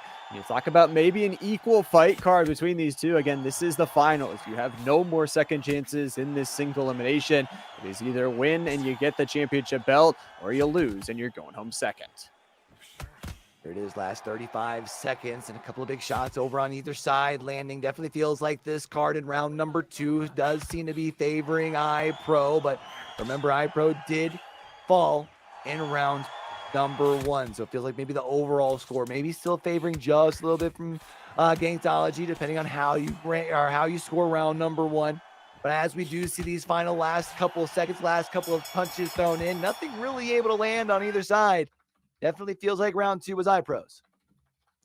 It feels that way. I mean, iPro, again, we've talked about this experience and that ability to adapt mid-fight where it is so tough, and that extra little bit of muscle memory as well that Raging was mentioning. It sometimes can be literally impossible for you to adapt that different skills, but iPro showing it here and possibly equalizing out this fight early. Let's see what sort of adjustments get made after the 2 rounds here. A little bit of swelling, as you can see on the left side there for iPro. We've been seeing, quite a few big shots being landed by Gangstology, so can't say that that's too much of a big surprise here. Of course, we do still have one more round till we're going to see the scorecard, so our players don't quite know where they sit for now. I would imagine for iPro, though, going to just try and come out here and win round 3. See if they can win round 3. We'll see if either one is able to pressure back on that scorecard. And gotta say, already not disappointing, like you said, Q. Lots of really good rounds and lots of good exchanges between these two. iPro with that quickness, able to pressure towards that body, popping a little bit more shots. And iPro, that redirection after losing that first round has been really massive. Yeah, he's done a good job of just kind of steadily trucking up the hill. You know what I mean? One punch at a time, and doing a good job of finding the combo. Starting to see a little bit of the red face over on that side of Gangstology, thanks to the barrage of shots that continue to get landed from iPro. Nice little sidestep there to be able to get the shot to the body as well. And iPro, a full attack from top to bottom. Not much blocking bar left. iPro trying to put on the pressure, but facing some counters of their own. Both players, again, really playing this well so far. iPro possibly with a better exchange. Nice little front left over the cover again of Gangstology. Just trying to use that close range ability to pop some extra pressure towards the body. The little directional dodges as well to keep them safe. And 60 seconds left to go after round 3 as well, Q. We'll be able to bring in our analyst to break it down. Yeah, it'll be interesting. We'll get to definitely hear kind of what the eye test is telling Raging here in between the rounds. It definitely feels like iPro slowly starting to turn the favor, continuing here towards the end of round number 3. You can see trying to go for a couple of shots and then creating that distance a little bit at a time, realizing that they can kind of stay just outside of Taylor's reach while still being able to get a couple tags of their own. Couple of tags outside the reach is where it'll go, and 10 seconds left. Possibly some more damage to follow from iPro. Takes a shot to the head, but Gangstology, I don't know if they'll be able to get that knockdown here at the end of the round, and that is how it is going to be. Let's bring in Raging to see what he's seeing throughout the start of this match. Guys, what a round, man. Round 1, knockdown. Oh my goodness. Gangstology bringing the heat, man. He does not want to be beaten by the master, man. But right now, I'm thinking the scorecards are even with iPro winning round 2 and 3 and Gangstology winning round 1, 10-8. You know, it's a close fight here, guys. They're showing why they're in the championship fight here. Yeah, it's really been good here. What do you feel like for Gangstology? It needs to be done to bounce back from these last 2 rounds. I think Gangstology's really just got to make sure he lands the big shots whenever he has the opportunity, like he did in round 1. You know, he can't let iPro dictate the pace of the fight. Well, let's see if they might be able to do just that. We appreciate you, Raging. We see the final seconds concluding here for our break. Llama, are you ready for round number 4? I'm not. I mean, this is just way too much excitement, man. I can't handle it. This fight already proving to be so amazing, but have to be ready and ready to go here. 3 minutes left on the clock once again in round number 4. We said a possibility to equalize out on this scorecard for Gangsta has to really try and control the pace of this fight. Just like Raging was saying, if you let iPro play the iPro game, you're just going to lose all day. And if I remember, if I'm not mistaken, that actually showed a lead for Gangstology there. I think the scorecard actually given that last round over to Gangstology. So that means iPro going to have to start to step that pace up just a little bit here. First round, minute down in round number 4. Definitely feels like the pace has been picked up a little bit. Pace is increasing. Foot on the gas here. Green light for both players.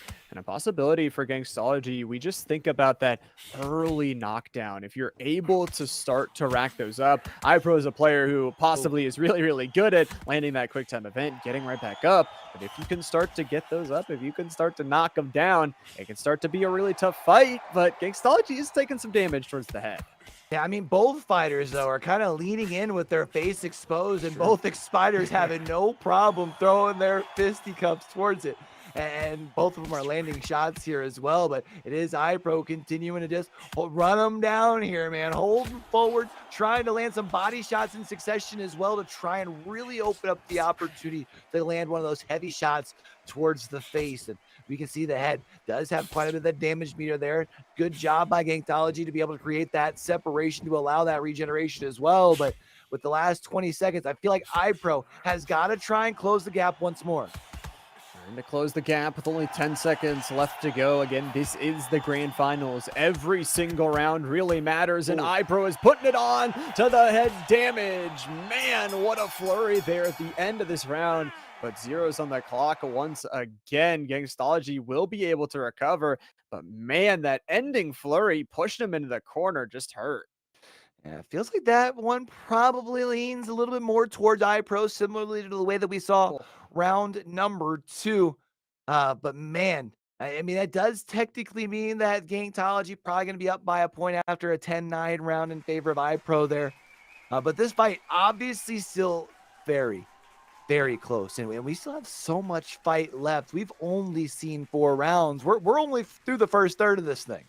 And it's important to note because we're in the grand finals as well, even though it will say at the bottom of your screens, we're playing to 12. So if we go past 10, we will get 2 more rounds, which would be an absolute gift here, especially for the grand finals. iPro trading blows at the start of this one. Gangstology able to connect a couple towards the body. And I think, again, for Gangstology, it's just about getting those counters. Has used that reach really, really well. And every single time iPro ducks down, able to connect to the head. I'll try to move back in. iPro here. Again, the coach, the master, the one who's really been leading the forefront here in the community for Undisputed, is trying to play catch up here. And Gangstology still doing a good job of landing some shots, but I feel like iPro kind of catching a second win. You still see making the connections to the left. Another one there to the body here as well. And iPro picking and choosing his spots and continuing to knock away at that right side of the body. Chipping away at that body health bar here. Those ribs starting to crack on away. Minute 30 left to go. Half of it here in round number 5. A great shot there. Connecting from the right of Gangstology.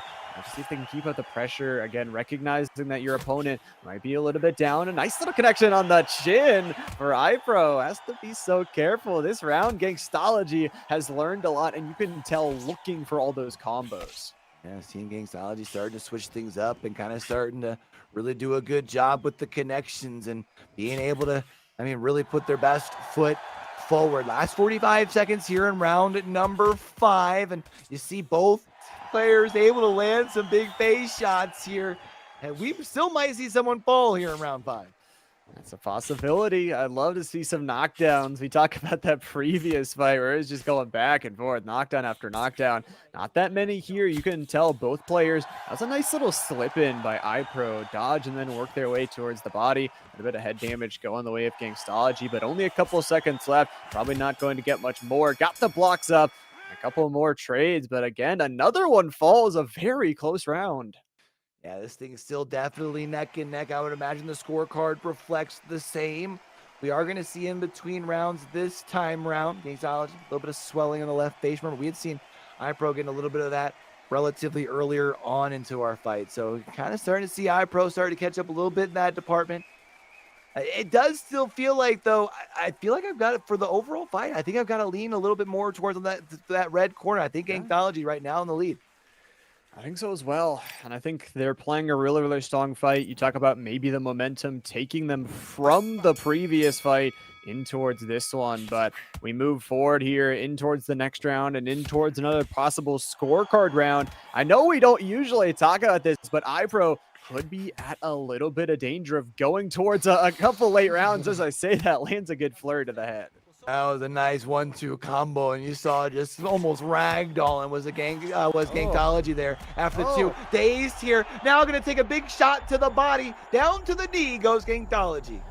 Down to the knee and into the quick time event they go, but really, really good on keeping the bars inside of the boxes and getting themselves back up to the feet for the second time here. We'll have to see some good knockdowns back and forth. Gangstology has to be careful in the rest of this round. There's still 2 minutes left.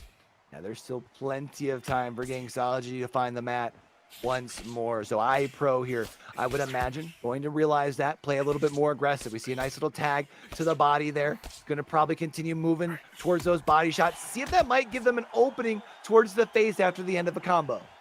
If you can get that opening to the face as well, I can really continue to open up your combo. We've seen before where iPro just able to connect 1, 2, 3, 4 in a row. And especially with the punches and bunches, nice extra damage there for Amir Khan. But we know once again that looming large, that round number 8, iPro doesn't usually need to go to round number 8, does have another knockdown under their belt. But how many more rounds can Gangstology survive and keep extending this fight? In these last 35 seconds here, nice little connection from Gangstology. I like the ability to move really close in, really fast, get the shot, and then be able to back down. You can see trying to play and almost anticipate when iPro is going to be stepping in for those shots there. I mean, you do got to remember that it is a couple of centimeters of reach for iPro, but iPro now looking like they're favoring their body here a little bit. Both fighters being susceptible, but there's going to be the bell for round number 6, and it still is so close. And I mean, I'm really excited to see. We talked to Raging. We brought them in the after round number 3. Raging, what are you seeing here now that we're halfway through? My goodness, I can't believe this, man. iPro getting the payback with the knockdown with a big combo to the head. That was in some incredible work, man. Yeah, I'm seeing that Gangstology is doing a real good job of keeping his distance and trying to utilize the range that Josh Taylor has over Amir Khan.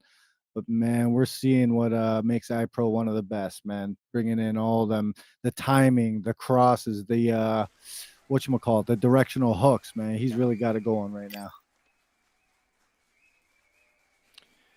I think he's figuring out Gangsta's game plan kind of, and he's starting to break him down a little bit, but I'm not too sure. Gangsta's still doing a really good job, guys. I don't know what to expect, to tell you the honest truth. Okay. Well, we got 6 done. One more final question, Raging. I mean, does iPro be able to hold here in these final rounds? I mean, this is not his usual. This is not as usual, man. It's a very exciting fight, man. We got to be really proud of Gangsta for everything he's doing, like landing stuff like that, a quick counter right off the get-go. Hey, only time will tell, guys. Let's tune into the fight, man. Let's get it. Let's get it. I love it. We did see that iPro was up, though, Lum. I don't know if you noticed that on the card. So the card's starting to favor iPro. But remember, this is a fighter that has been used to knocking out all of their opponents thus far. Very true. Hasn't been going the distance in rounds. 2 knockouts already today as well. So for iPro, this is possibly unfamiliar territory. Gangstology maybe being the student here, recognizing that, okay, I know my teacher's weakness. I've played them enough to start to recognize that weak point. At the same time, you did get knocked down here in the last round. You have to be very careful that you don't give iPro that space. And you look at Josh Taylor's stamina bar as well, already down to halfway after 6 rounds. Yeah, I mean, part of that just really being we're seeing the big shots to the body that kind of start to tailor that over time, right? Also, I mean, just kind of been put to work over the course of the 7 rounds. The fact that we're only halfway through this round, and that's how the stamina bars are looking, got to be a little bit concerning. You got to find some way to conserve while also find a way to score those points. To try to find that nice balance in between the two. Under a minute to go here in round number 7. Nobody dropped just yet. But that head damage starting to rack up on Gangstology's side. Another one connecting these combos again and again from iPro. They just do not miss, opening up with that left hand as well. Trying to go for a little bit more of those hooks. Trying to go for that immediate possibility to take them down. Of course, after this round, you do know that punches and bunches, nice little disadvantage is going to be going to iPro, but the body shots left and right, both connecting, and the stamina denied, and Josh Taylor backing up 5 seconds to go. I was really surprised once you saw the slower punches come out that we didn't see iPro try and step in and really capitalize and punish that, but it does feel like yet another round in favor of iPro, and really starting to see some of that experience come out here from the veteran. The experience is there. The combos are there. For iPro, though, this is where it's going to get a little bit tough. Like we said, you've been knocking out everybody. You've been the puncher that's been able to just delay and make sure they can't delay for that time. But take your perfect fight. Now it's coming down to this year for Gangstology. I mean, putting a good fight in front of them, but you look at that stamina bar, it's pretty low. It's pretty low, and let's not forget that from round 8 onwards. So next round, well, nope, this round, sorry. It recovers 20% less. So this is going to be a tough ride out here from here on out for Gangstology. I feel like you're going to have to find your, pick and choose your moments for sure. But then when those moments come, you've got to throw everything in the kitchen sink at it.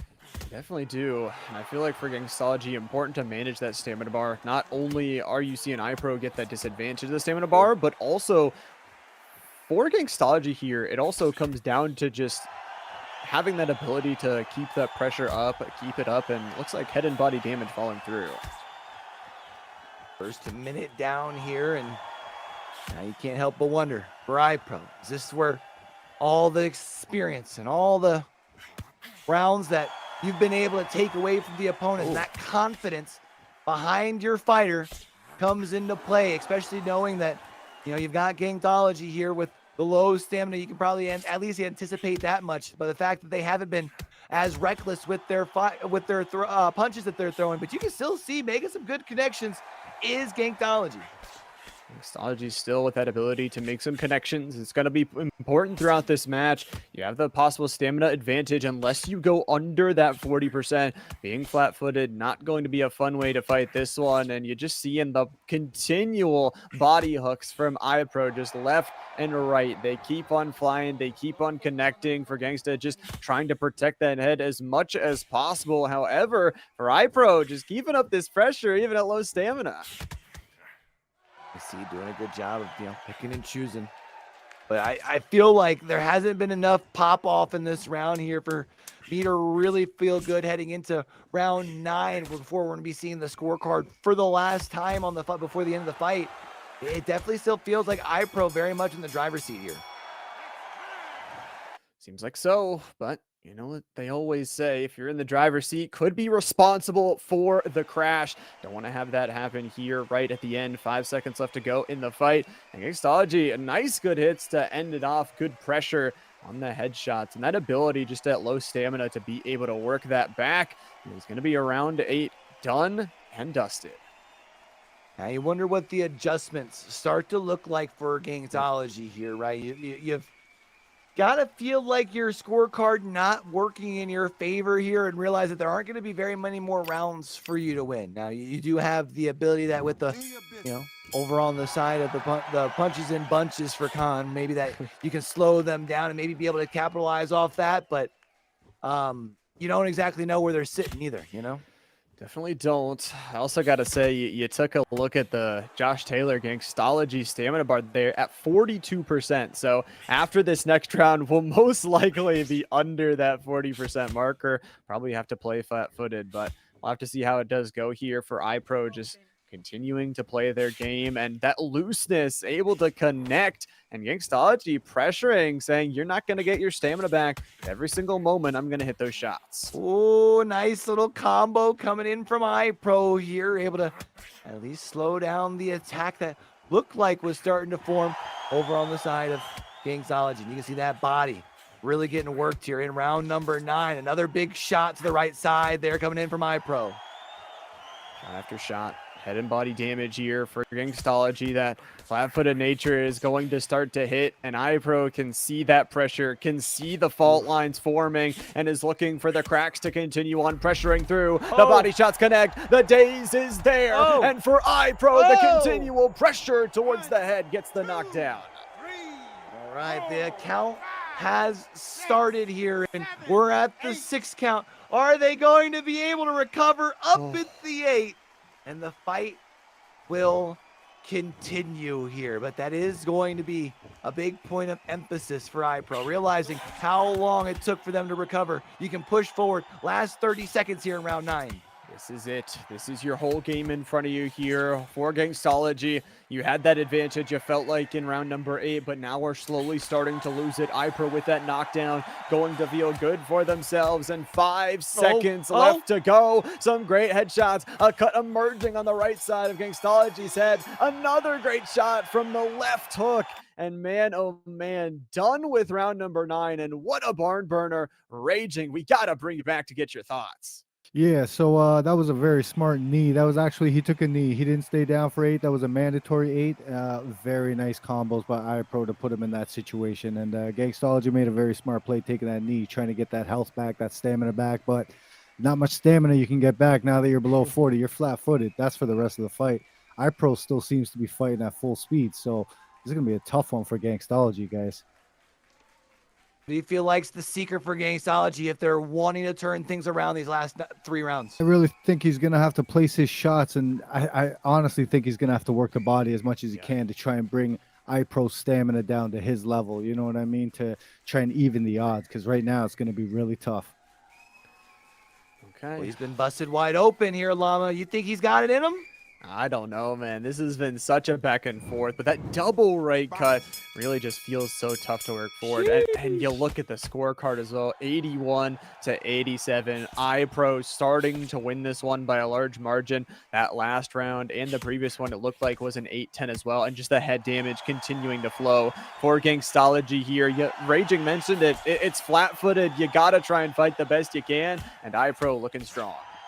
iPro still able to find some strong punches and being able to find the connection here as well, and not able to move as fast, sitting back on the heels here a little bit. And Gangstology gonna have to find some way that, even on the back of their heels, gonna have to find some way to up the pace, because with the scorecard looking the way that it is, if you're gonna walk away and be our inaugural champion of our inaugural ECS Undisputed champion, you need a knockout, man. Oh, man. 2 knockouts already for this iPro guy here today. Can you get another? You talk about, we saw that card earlier. There's the days coming through. And with the bar being so low already, it's going to be a tough situation once again for Gangstology. Already seen a couple of knockdowns, so it is going to take a little bit more to get up this time. But you know what? It's only a count of 5, almost 6. That does mean any other knockdowns in this round will be a little bit tougher. 55 seconds on the clock. Don't be surprised to see iPro hold forward and try and close this gap and get another knockdown here. Let's see if they can get it done. Possibility for the head damage to continue for Gangstology. Not going to be working with a lot of stamina. This is where the grand finals comes in, though, where we possibly have that rounds number 11, rounds number 12 to have be played. For iPro and the rest of the 2 here. We'll see if Gangstology continue to work the body. It's going to be a nice headshot. Again, these counters, Gangstology not been given what they want. The days, the down. iPro on the striking spree once again. It's another one here, and now going to have to find their way back up. Going to be able to do just that, though, there at the count of 7. Of course, we're going to be hearing the bell here after as well. That's the end of round 10. And man, oh man, iPro, although they know they've got this one pretty well in the bag, looking for the KO shot nonetheless. To do it, and we'll have to see going here into round number 11. Right cuts forming on Gangstology's side of the face. iPro has an opportunity to shut things down right here, right now. However, Q, we know we get to these late rounds and anything can happen. Did we just leak the script? No, I'm just... We got 2 more rounds here left, though, to figure out which of these 2 fighters can pull it off. And if it is going to be Gangstology who has the ability to pull this thing off, I feel like it has to be in round 11, because I don't know what they're going to have left in round number 12. Yeah, you're not going to have much stamina. You're not going to have much resources to try and put that pressure on there. However, for iPro, you know the job's not done. You know you want to end all your fights by knockout. It has been your MO throughout your entire career to do it that way. And already connecting with the headshots, iPro just sitting back and waiting for those counters. iPro doing a good job of finding the opportunity, the openings, and being able to capitalize on every single one of them. Nice little sidestep, able to find a nice connection to the face. Once again, really attacking that right side of the face for Gangstology. Seeing the red bar down that bottom left-hand corner. Also seeing the body taking a good beating here as well. iPro halfway through round number 11, looking for the KO. And that right side of the face with a couple of those cuts as well definitely does not feel very good. The head bleeding out some damage here for iPro. A minute 30 left in this one. And again, it's just the counters every single time Gangstology wants to step forward. It's a counter attack. It's a pressure play from iPro, and it's a possibility to close this one out. And then 5 seconds here left, and we don't have much time left in the ring. So for Gangstology, you got to find some way to land some big old shots across the face here of iPro. We see a big one there, followed up with a second one from the right side, but it is going to be iPro able to get the hands up here. And for iPro, they just got to stand upright and vertical for these last 30. Just got to stay up here. Don't want to go down. Don't want to have that chance that you do get knocked out here. Again, Gangstology's only loss towards their way up towards this point was by a flash KO. Both of these number 1 seeds going at it. And with only 5 seconds left to go here, grand finals, we are going to 12 rounds. where it looks like we just might be, we're going at least to 12, but we just might even go the distance here. I mean, what's the longest that we've seen? The one mandatory 8. Other than that, we've seen getting up at like the 6 and 7 mark, but you gotta wonder the cut on the right side for Gangtology and kind of the head damage that we've been seeing. Does that cause them to fall before we see this last round expire? We'll have to see. I mean, you look at the stamina, 31% of that stamina bar left here for Gangstology playing on flat-footed, and you see that daze bar as well. So tough to get that recovery after that comes through. Like Raging was mentioning, you have to place your shots absolutely perfectly. This chess match between student and master going the distance. All right, let's get off to it. Our final round. 3 more minutes to figure out a decider here, and it feels like if it is going to be Gangstology, you got to walk away with the KO. We saw the scoreboard at 9, and it was in favor of iPro, and it definitely feels like the last 2 rounds have done so as well. Lots of back and forth. Has to be that knockdown, but it's just so tough. Yeah, you have the knockdown artist trait. At the same time, it's going to be a tough one with only 30% of that stamina bar to work with. A little bit of back and forth, shots towards the head, extra damage trading. iPro, this is where the experience comes through, even when they aren't, as much versed in playing in these longer fights. We'll see if they can keep the defense up. Headshots rain back and forth.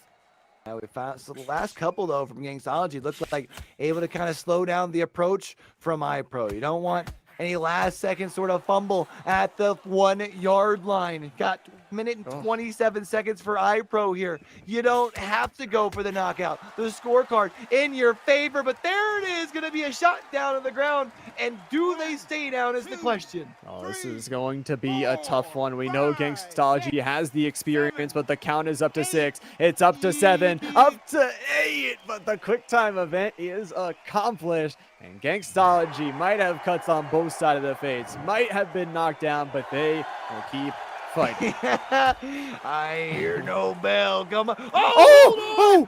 Wait a minute. No way. No way, right?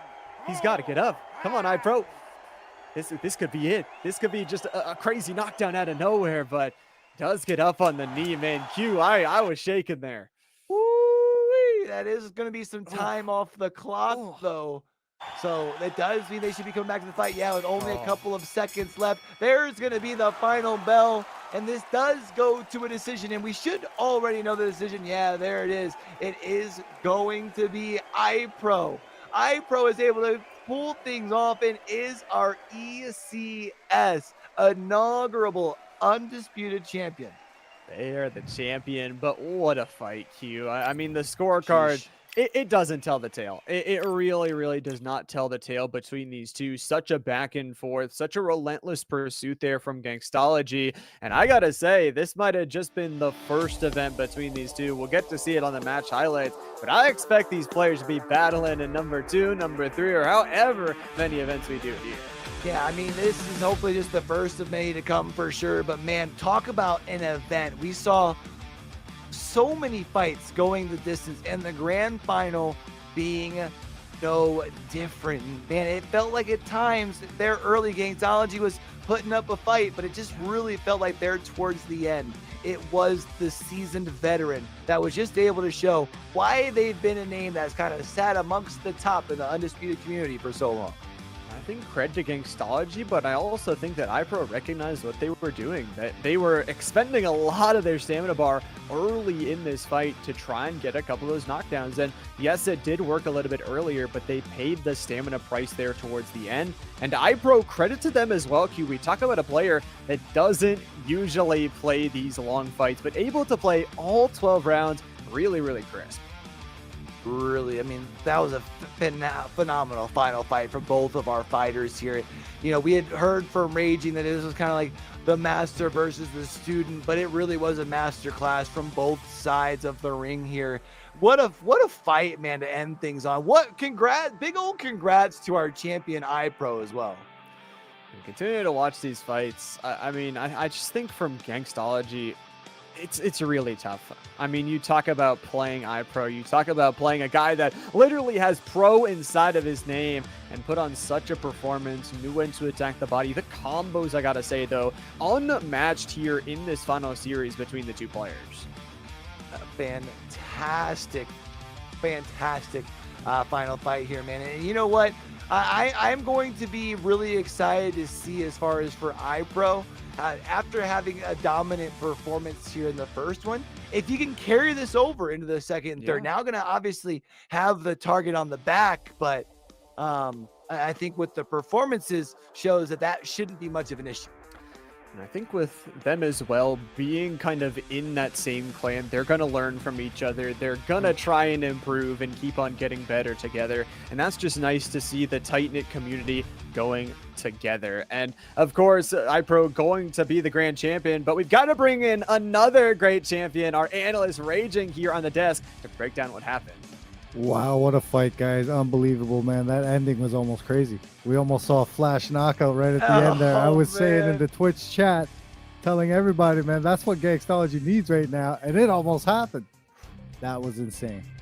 Guys. Imagine that ends up being how things end, is like a flash KO like that at the end. For like at the very end of the fight would have been huge, but you see it there on the screen. iPro is our ECS Undisputed champion. Raging, what do you feel was like the biggest thing that iPro was able to do to walk away champion here? It's got to be the combos. It's got to be, you know, him biding his time, waiting for you to burn a little bit of your stamina by letting you throw a few big shots. But it's like as soon as you miss a hook or an uppercut, iPro be jumping in there with combos, you know what I mean? And big combos. And he's got a lot of that really skilled directional hook usage, you know, and he takes advantage when you're on the ropes scared, trying to buy yourself some time. He's right on you, man. You can smell his sweat when you're trying to escape the guy, man. It's impossible. The guy is absolutely, he's a monster, man. Nobody deserves the name iPro more than that guy. All honesty, man. Guy's incredible. Yeah. We said it, has the name pro in his name for a reason. I mean, absolute champion we could see. I also got to say, like, you know, to be knocked down in the first round and be able to bounce back, at least me as a player, like that shakes my mental. I'm like, okay, I'm probably losing this fight now. I'm already down in the scorecard. How do I work back? But it just seemed like to me, maybe as you well, that it just seemed like he worked his way back so easily. It didn't phase him. It was just another day at the office for the guy. You know, you taste the canvas, you get right back up, and you keep fighting. You referred to Chumbawamba earlier. This man exactly knows exactly what that's all about. You know, you get knocked down, but you get up again. You know what I mean? And until you out, you still in. You know what I'm saying? Yeah, able to bring that fight all the way to the end. And man, what a fight it was indeed. I got a question though, Llama. Do you feel like it was enough to overtake that second semifinal matchup as our fight of the night? I think it was good, but man, the knockdowns in that Gangstology fight, I just got to still give it over to that semifinal, I think. I think this was a really good match because it was a chess match between two really, really good players. But at the same time, those knockdowns, they were some good entertainment, I'm not going to lie. Yeah, I think I got to agree. I think that's definitely still my fight of the night as well. But for me, I got one more question here, Raging, because I know you've been a big part of the community here for Undisputed, and you obviously came in and gave us some great insight. But for anybody who's wanting to participate in future events, what do you think is the biggest thing that aspiring participants can take away from our first tournament here? Well, number one, they see that the show is going to be great no matter what. You know what I mean? Whoever be coming into the next one, they got to be good, right? The show is always going to be good. I think people definitely going to have to get their practice in. They're going to have to play the game. They're going to have to up their combos. They're going to have to know exactly what they got to do to put on the kind of show they need in order to be in this kind of a show. You know what I mean? So it's all about practice, guys. All the aspiring people wanting to get in on this kind of thing, they definitely just got to put in that work and, you know, pay attention to what's going on in the community, man. And, you know, maybe we'll see them as the future champion. But for now, we got to give all that love over to iPro, man. He done did a good job, man. For real. What you got before we get out of here, man? We've had a fantastic day of boxing, literally 4.5 hours, and I don't think we had a single matchup that I can look back and say, man, that one, if we take that one out, the show would have been better. It felt like, I mean, just banger after banger. It was a great day, and of course, got to give some thank yous out first. Not only to you, Mr. Q, being amazing up here in the booth with me, raging as well, bringing in some insane, awesome thoughts towards these different matches, but everybody out there watching as well, cheering on this community, making this event possible. Of course, Cash organizing the whole entire thing, and our production by Wiser Esports and Ganta, just doing some really good things. But for you guys at home, I do have some other things that you guys have to do right now to stay in tune with the community. Not only first, you got to go check out EthleteCS.com, but join the Discord. If you join today, you could be entered in for a chance to win that Amazon gift card. Yeah, I mean, it's going to be drawn at random, man. Jump on in there, say what's up, and also remember, the bigger that we can grow this thing, get more eyes on it, bigger events we can throw in the future. I think we can all agree the first event was very, very awesome. But you know what, man, it's been a long, amazing day. As Llama said, big shout out to everybody that's working the big background. Also, big shout out to these two gentlemen here on my route right here. But you know what, until we catch y'all back over here for the next one, man, don't forget, with everything crazy going on in the world today, be true, be you, be sincere, game hard and love hard. All right, y'all, that's Raging and Llama. I'm Q. From the rest of the crew, to the front to the back, y'all have a great rest of your weekend. Peace. We're out of here.